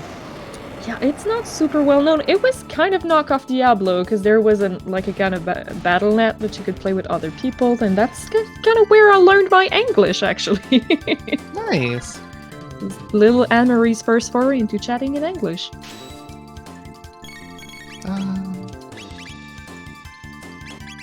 I'm actually a little bit leery about using Firewall here because I'll get lightning countered, but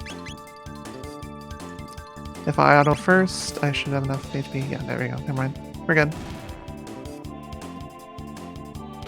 Scouters are really annoying enemies that absorb every element except for their color.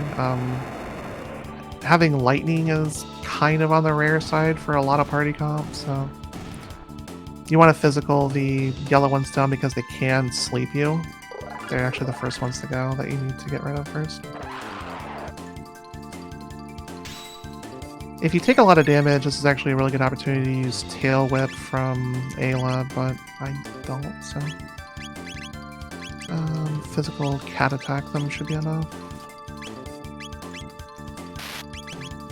It's a slower fight, but it's also a safer fight, the strategy. Yeah. These are the last set of force encounters, by the way, in the entire game. There's going to be 2 at the bottom here, but those fights are completely runnable.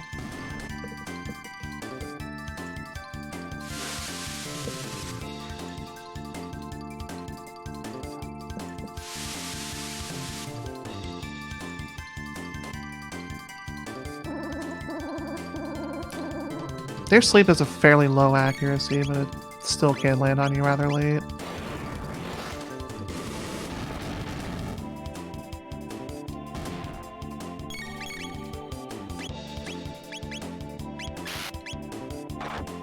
I consider this like probably one of the hardest encounters in the game due to how slow it is.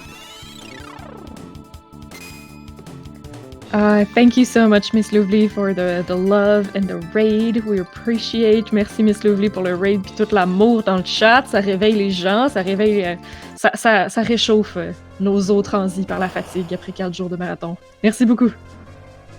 Welcome. Thank you so much for joining us, and thank you so much for the raid. We definitely appreciate it.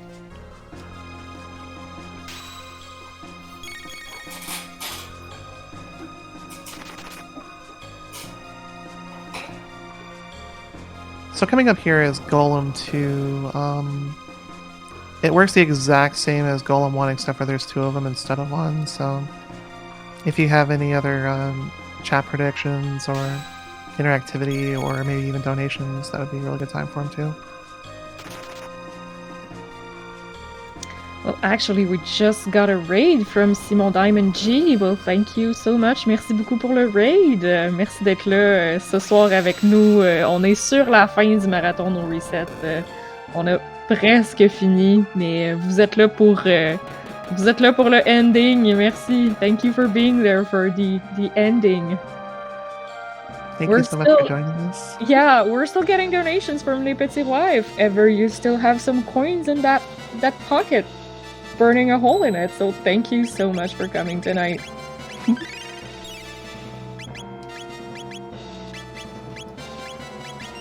It's probably the last time I'll keep Haste Helm on, by the way. I'm going to switch over to those safe helms that just rained at us endlessly at the end there.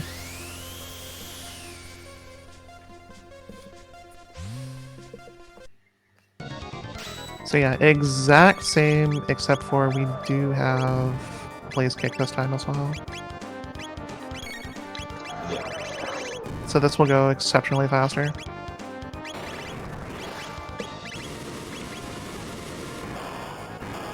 Yeah, 4,000. That is definitely what you like to see. This one will melt down after this one. They only have like at most 10k. I don't even think it's that.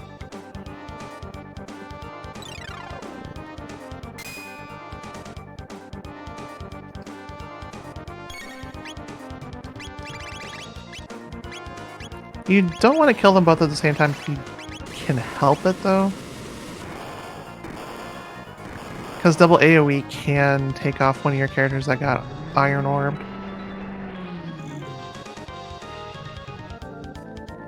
Yeah, I did that once, and I killed them both at the same time.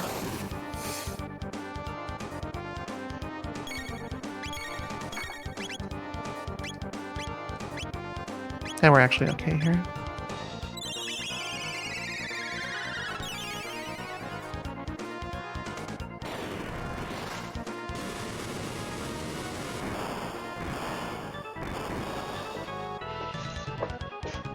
That's fine.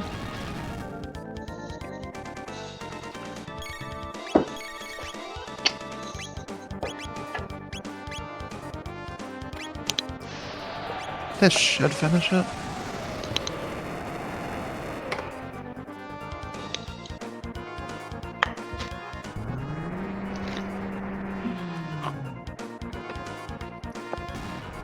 Are people confident in the poll results, or am I gonna get trolled here? Oh, I didn't actually start a poll. Sorry, did you want me to start a poll? Yes, now would actually be a good time. Okay. You can leave it up for any of the Lavos forums too. Actually, don't mind. If anything, we'll probably wipe on Lavos 3, which is actually the biggest I one. tried to start a poll earlier in the marathon, and the window does not pop. Oh, there it is. Okay, so what is the question? Will I wipe on Lavos? Okay, I see. And prediction is yes, no? Mm-hmm. All right.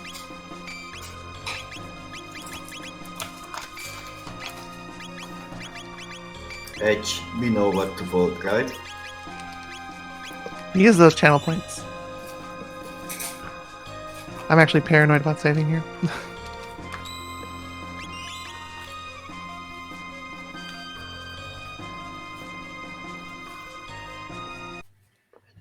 Yeah, I don't know if our luck is going to contaminate this run or not. I certainly know what would happen if I was running this.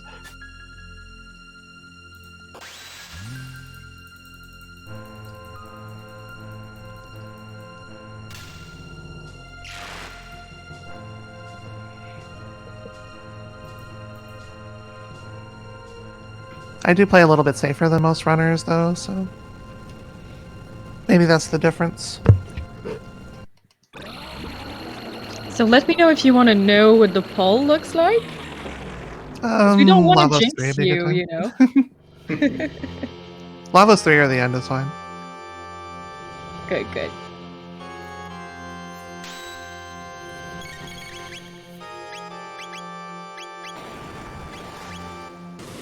I'm actually going to be transitioning to the role of buffer healer here, and I'm going to let Blaze do the majority of the damage.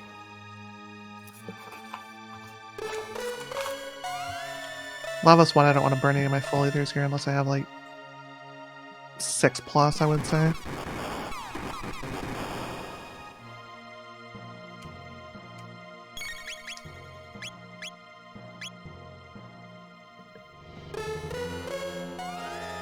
With safe helms in play, I don't need to spend turns buffing on Protect, though. We'll see Obstacle for the first time, which is actually completely randomized as to what the effect is. It's Lock, which is actually acceptable. A little bit annoying, but...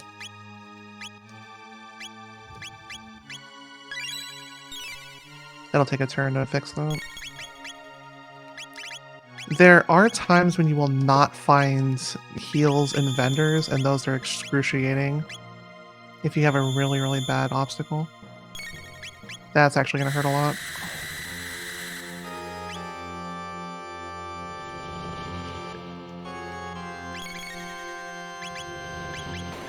I have 5 lapises.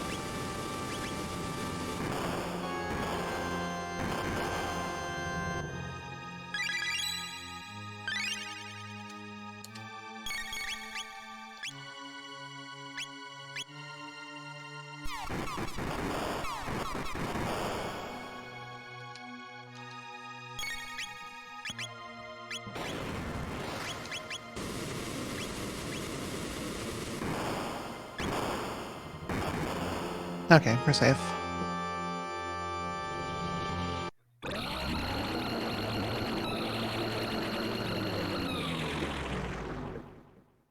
Here, just have a gold earring for your trouble. Yeah. Those have actually been raining. I just haven't been like pointing them out because gold earrings are like middle tier accessories, I would say. Yeah, if HP is your bottleneck, that's pretty good, but quite often it's not. I don't have much in the way of gear, but I can actually finish off these tabs here.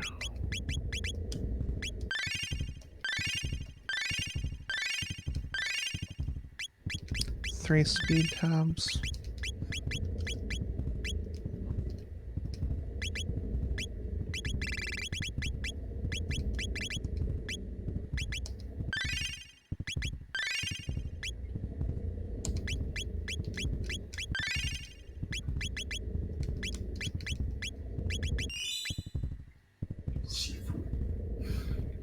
Alright, how many full tonics do I have? 20, okay. I should be alright here. I know I bought revives earlier too, so I think we're covered for everything. We are getting a lot of hype in chat. I'm really proud of everyone to still be awake at this time, but everybody's really hyped for Lavos. And you're doing a great job so far, Lyra. Keep it up. Thank you. Lavos 2 is a little bit scary. The first attack is a fairly heavy AoE. You generally don't see that attack more than once, but this can get a little scary actually. Big shout outs to Nipple of Doom attack. That's what I call it, because seriously, that's... It's cool. I actually just noticed I one-shot the arm, so this fight is no longer scary. The second attack, this is a fixed rotation, will always be the fingernail attack, which if it single targets one character twice, it will pretty much kill them in any way, shape, or form, but we're doing over 4,000, so... no problems here. Yeah, you're kind of just cruising through this. It's good setup.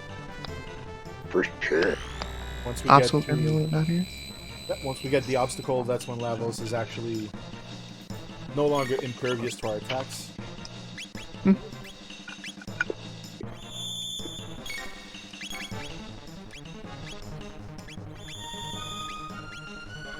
This is when the actual AoE barrage starts, though.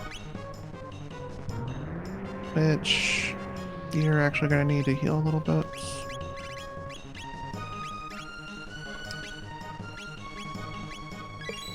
And we'll just get up at 3 this turn. You have a Mega Elixir by any chance for I have Lavos? 1. Yeah. Usually I save it for either at the end of the fight, I pop it, then do the final attack so that I start with full health and Yeah. Lavos 3. Yeah, that's true. You do have that narrow window where you can get into the menu before Lavos 3. Oh, I try to- usually miss it, though. Yeah, it's really hard to pull off. Yeah. I do it on Lavos 2. I try to track the damage, and then by the end of one attack cycle, on the second character I have, then I'll pump the Mega Elixir, do the final attack. When it resolves, do the final attack, and then the fight's over, it carries over to Lavos. I don't know if that's optimal, but if it even advised, but Seeing Shadow Doomblaze here is a little bit problematic. that's the... Today's a beautiful day for barbecue, but that's not the kind we want.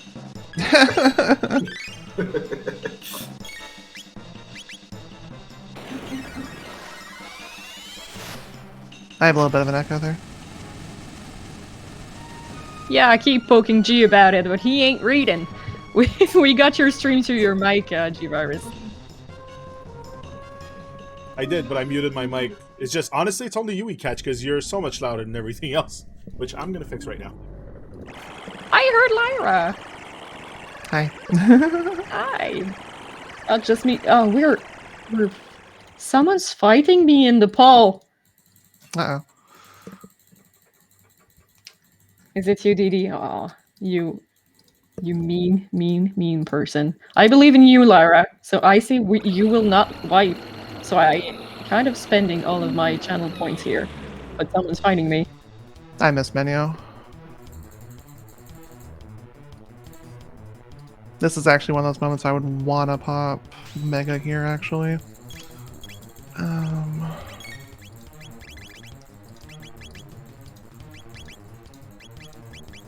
I hear furious clicking.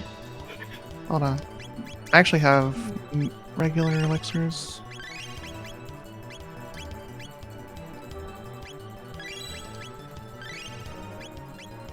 There was one rando, one just-in-time rando I did once where I could damage the left bit using Glacier, for whatever reason.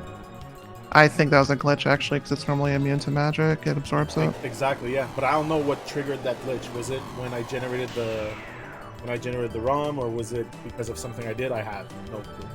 Potentially? By the way, with this setup, we definitely want to go straight for the throat on middle.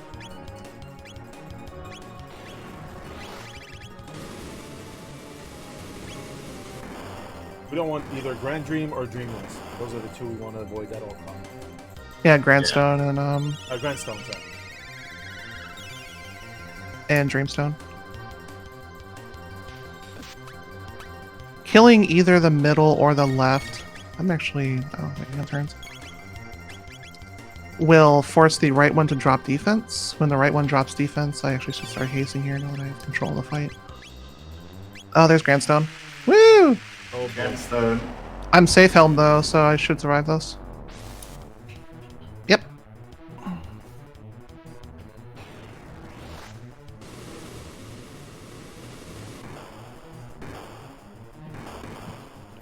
Alright. I can spend this turn recovering actually.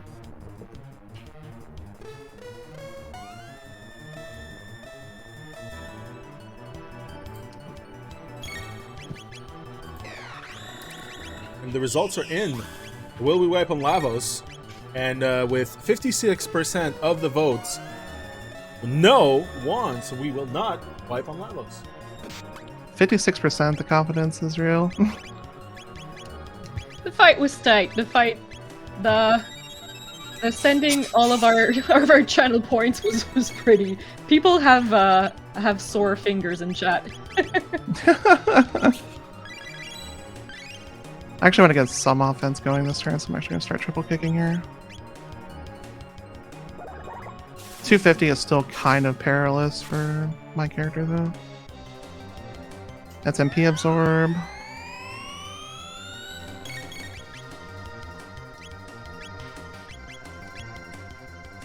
I'm going to use Leather Lapis here, actually. Worst case, middle's respawns, I'll pop Mega Elixir at that point. Yeah. Antipode 3 won't work because the middle is missing, so you will get counterattacked by the left.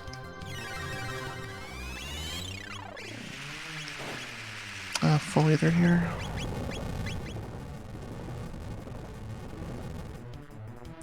So right side has about 30 to 35,000 HP.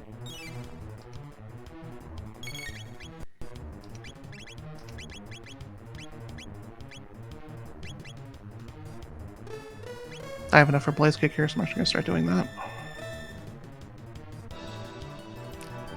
So there's about a 3-turn window here where the right core defense will still be down.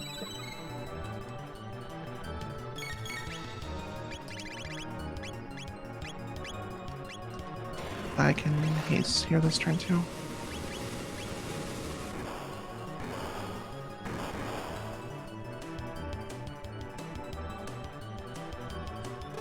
Yeah, 4,500 Blaze Kicks are freaking fantastic. That's a heal in the middle, that will do nothing.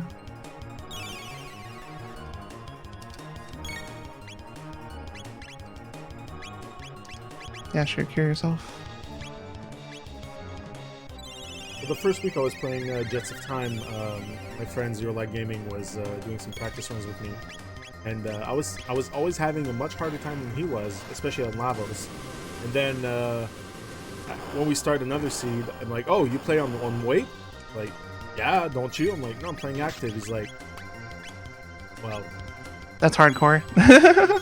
Yeah. Yeah.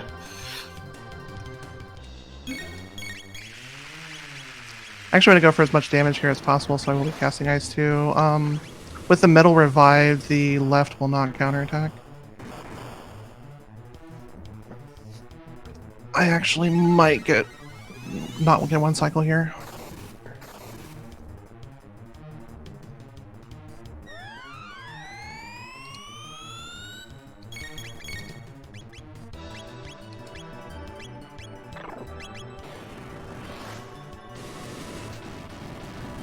Time. GG. GG. That was like GG, 327. Lyra! No Amazing slowpoke this work. time. You did it. You avoided it. Yes. Amazing. If you have light sensitivity, please look away for a bit. Oh yeah, that's a good call.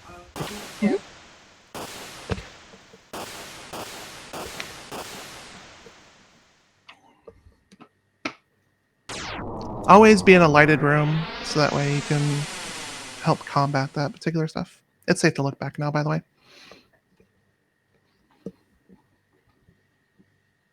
All right, so we got the Chrono list ending, which is actually one of my favorites. It does change up the ending cutscene a bit too.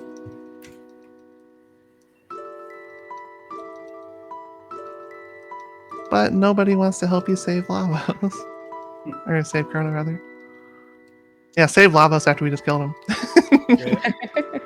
And Magus doesn't say a thing, he's just like, I'm out, bye. Later.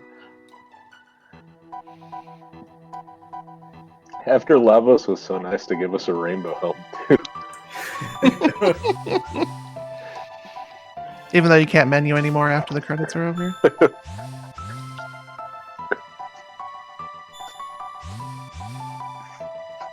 Bye, Slowpoke. Someday we will all pass away. It is the memories that we make with each other in the past, present, and future that will always live on with us. It's a very solemn ending, but... Yep.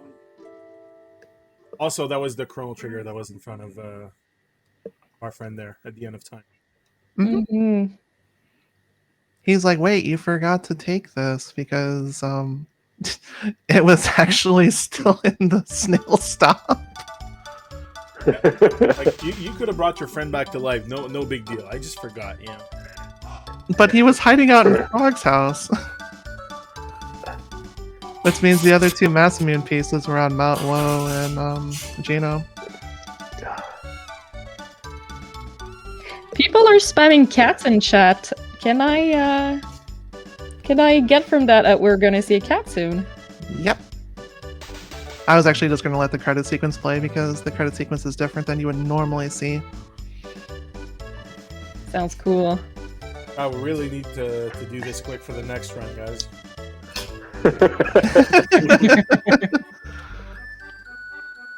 Would now be a good time to read the donations, G? Please, you have all the time in the world. Oh, amazing. We got a $30.14 from Ashbatar, which has put the donation count for a moment at 25,666 and 66. Ashbatar says, du macaroni tout garni, là, c'est quoi exactement la recette? On s'est-tu déjà posé cette question-là, pour vrai? Ben là, c'est pas compliqué, Chris.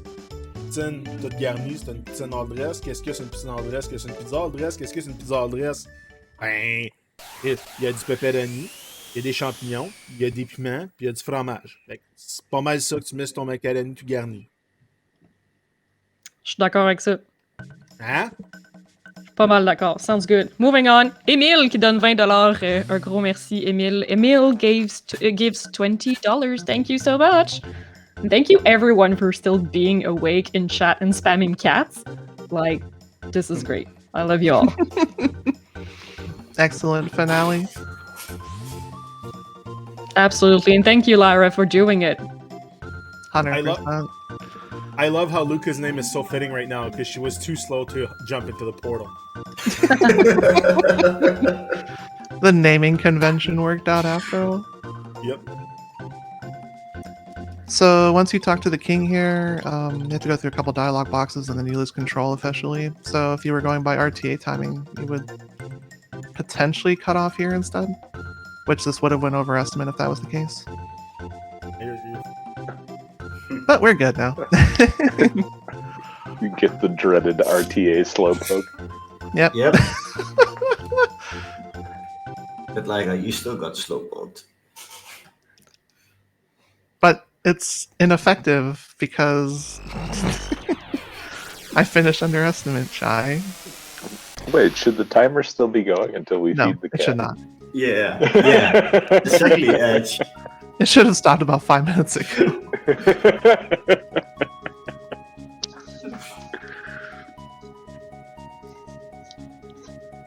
But yeah, since you officially lose control of everything, you can just sit and watch this next cutscene. Which again, there are about 13 endings in Chrono Trigger, so I'm glad those are fireworks because the way that Taban was launching that stuff, it looked like a tactical nuke somehow.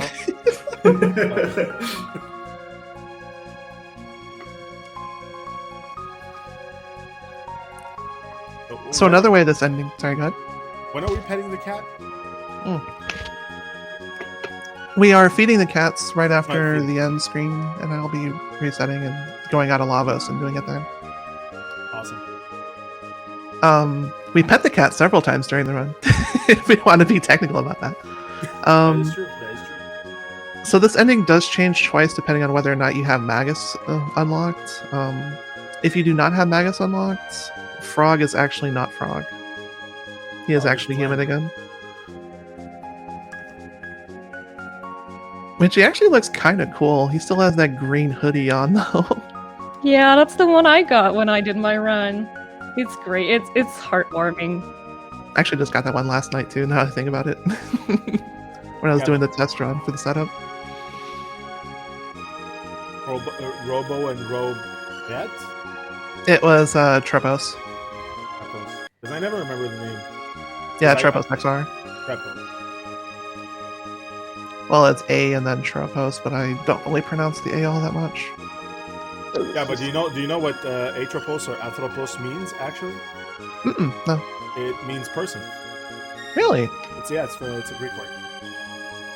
That actually makes sense considering what the character in the actual vanilla storyline does. Like anthropology. There you go. You learn so much when you have this wonderful collision of different cultures and languages. It's so good. I feel really blessed being here with everybody. It's really useful for trivia because whenever they ask for a definition of a word, like most of the time, I'm like, but I think I know this.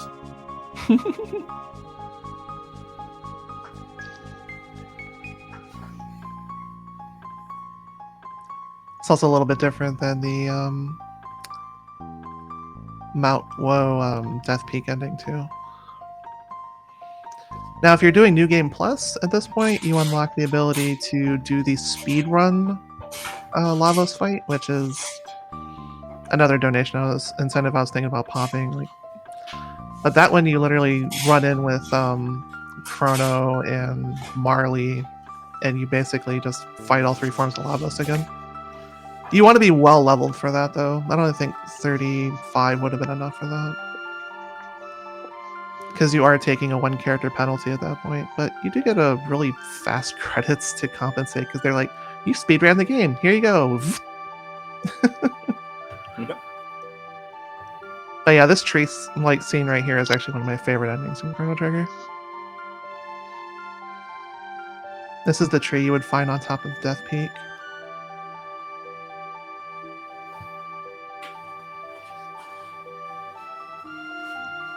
I love one of the endings where basically you end up in a room with like avatars of all the developers of the game, and they left That's messages. the speedrun ending, actually. I was just mentioning. Yeah. All the endings are triggered depending on where you're at in the storyline when you go to fight Lavos. There's only a couple endings you get without having New Game Plus, so they're dependent on the order in which you do things.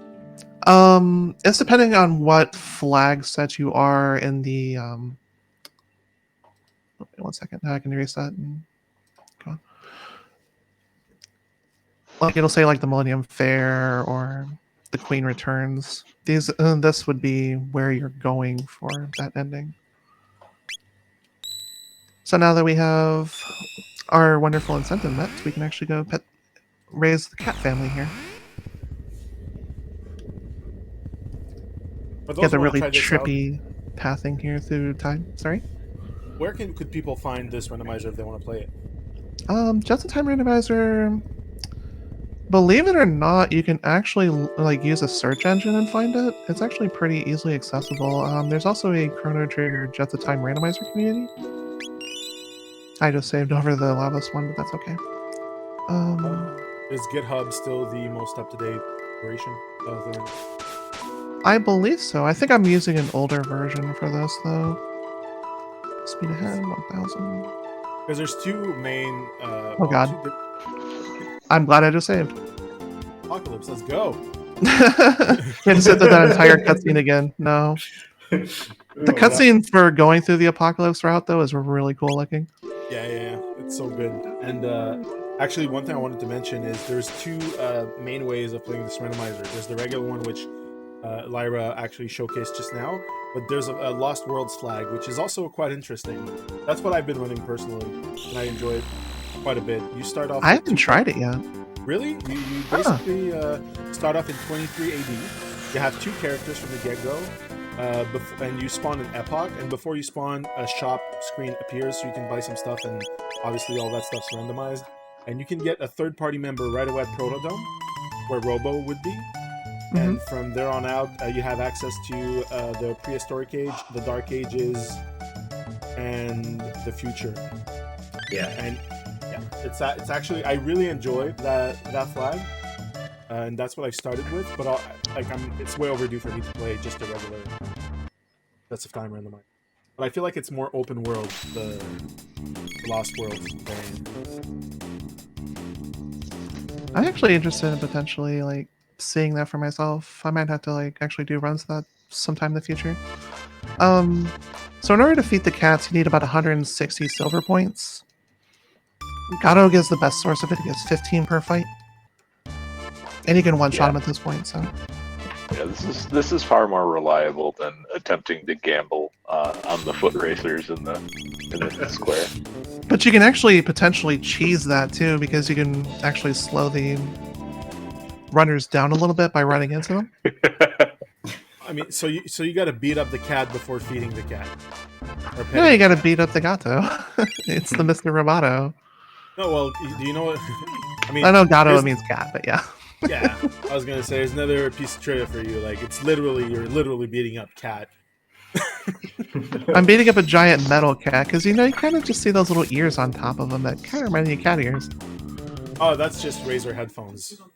Okay. I was wondering about that because I have a pair of those on my head right now. Look at that streamer microphone it's holding. Like, you know. So you actually saw me here before I actually wandered into this room and started doing this. That one of the things you can influence the game early with is whether or not you eat that person's lunch, and I completely just jacked it and said, it tastes like chicken. It's great. It's something I never do, by the way, because I'm always like playing lawful good. But sometimes you're hungry after you just save the world, and I don't think they're gonna mind that much. You just finished a 3-hour run. Just have a snack. I'm checking silver points here. 16. You could just yoink that old man's chicken. Yeah. There you go. Well, I did it on the first time through too. Alright, so I have 60 here from 4. I need a total of... In this case, it's quite literally a guilty pleasure.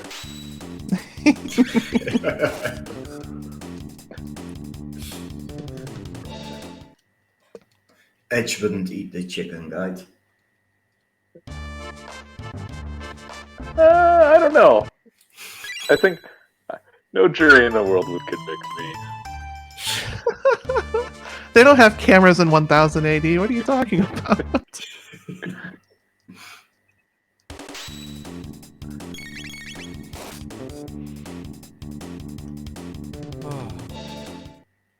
So we need to do this 11 times in order to get the necessary silver points for this. There's another fun piece of trivia. Do you know what gâteau means in French? I didn't know it had a French meaning too. Yeah, gâteau is a French word too. It means cake. Oh, gâteau. Okay. Gâteau, yeah. Yeah, it's spelled a lot differently than it is in the Latin Spanish version. Yep. Phonetically, though, it's quite similar. I actually think I remember gâteau because it was a food item in Final Fantasy XI, which is a game I've spent about 19 years of my life on now.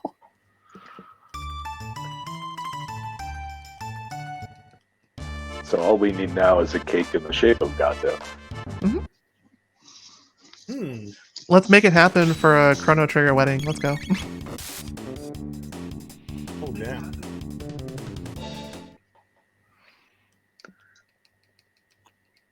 I lost count, by the way. I think I'm at 8 or 9. I think But you have to need zone two every more. time, otherwise he doesn't fight you again.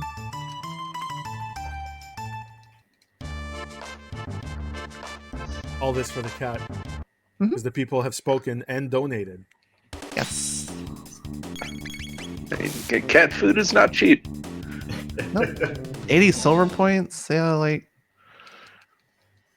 And I doubt Costco has a location in Guardia, so. But they have like the best pizza ever. Checking points again. Eat the chicken. So I need 2 more. Is that the shy chicken? Yeah, Shy chicken. Points. it was almost. You almost heard the shite thing. But I'm I had it happy. muted gladly. I'm happy you did. Oh, that would have been amazing though. You can accidentally run out of this fight after you've beaten them up without collecting your points. So. I've done that a couple times. There's just enough of a window to zone out.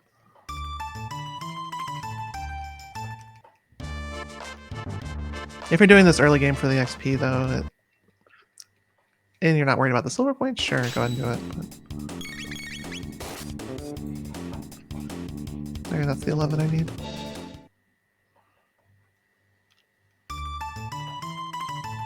Nope. So yeah, the cat for the little girl here doesn't spawn because it's already over there. But you actually can guide the cat across there to save the cat from being lost too. Did you run out without collecting the points? Mm-mm, no, I'm good. Okay, cool. We can just double check and confirm that right now. Oh my god, we only have 150. Rip. I think you're right. Good eyes, Edge. I'm getting old. But that's why we're confused old people, right? That's We our gotta watch team out name. for each other.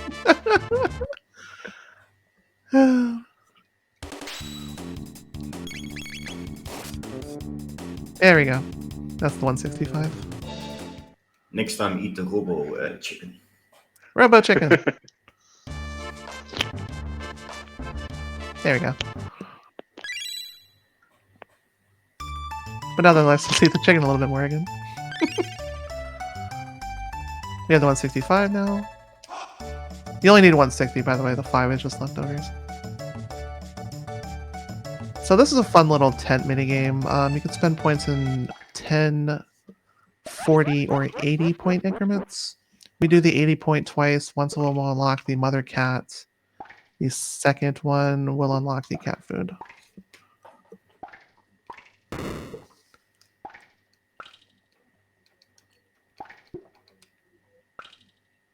But this is the game that you actually play. One of the games in the tent here to actually save Chrono.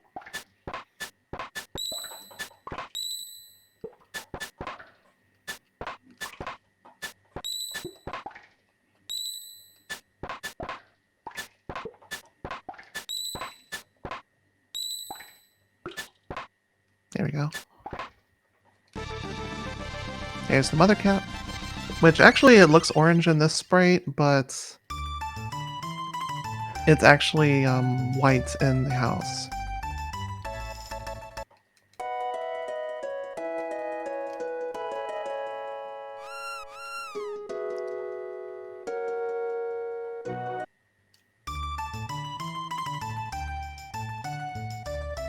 So play the points again. When you're doing the clone to get Chrono back though, it doesn't charge silver points, but you play the game as long as you can anyways. And depending on how well you do, you can either get it for free or it will charge various increments of gil. I think as low as 1,000 and like high as like 20,000 or something like that.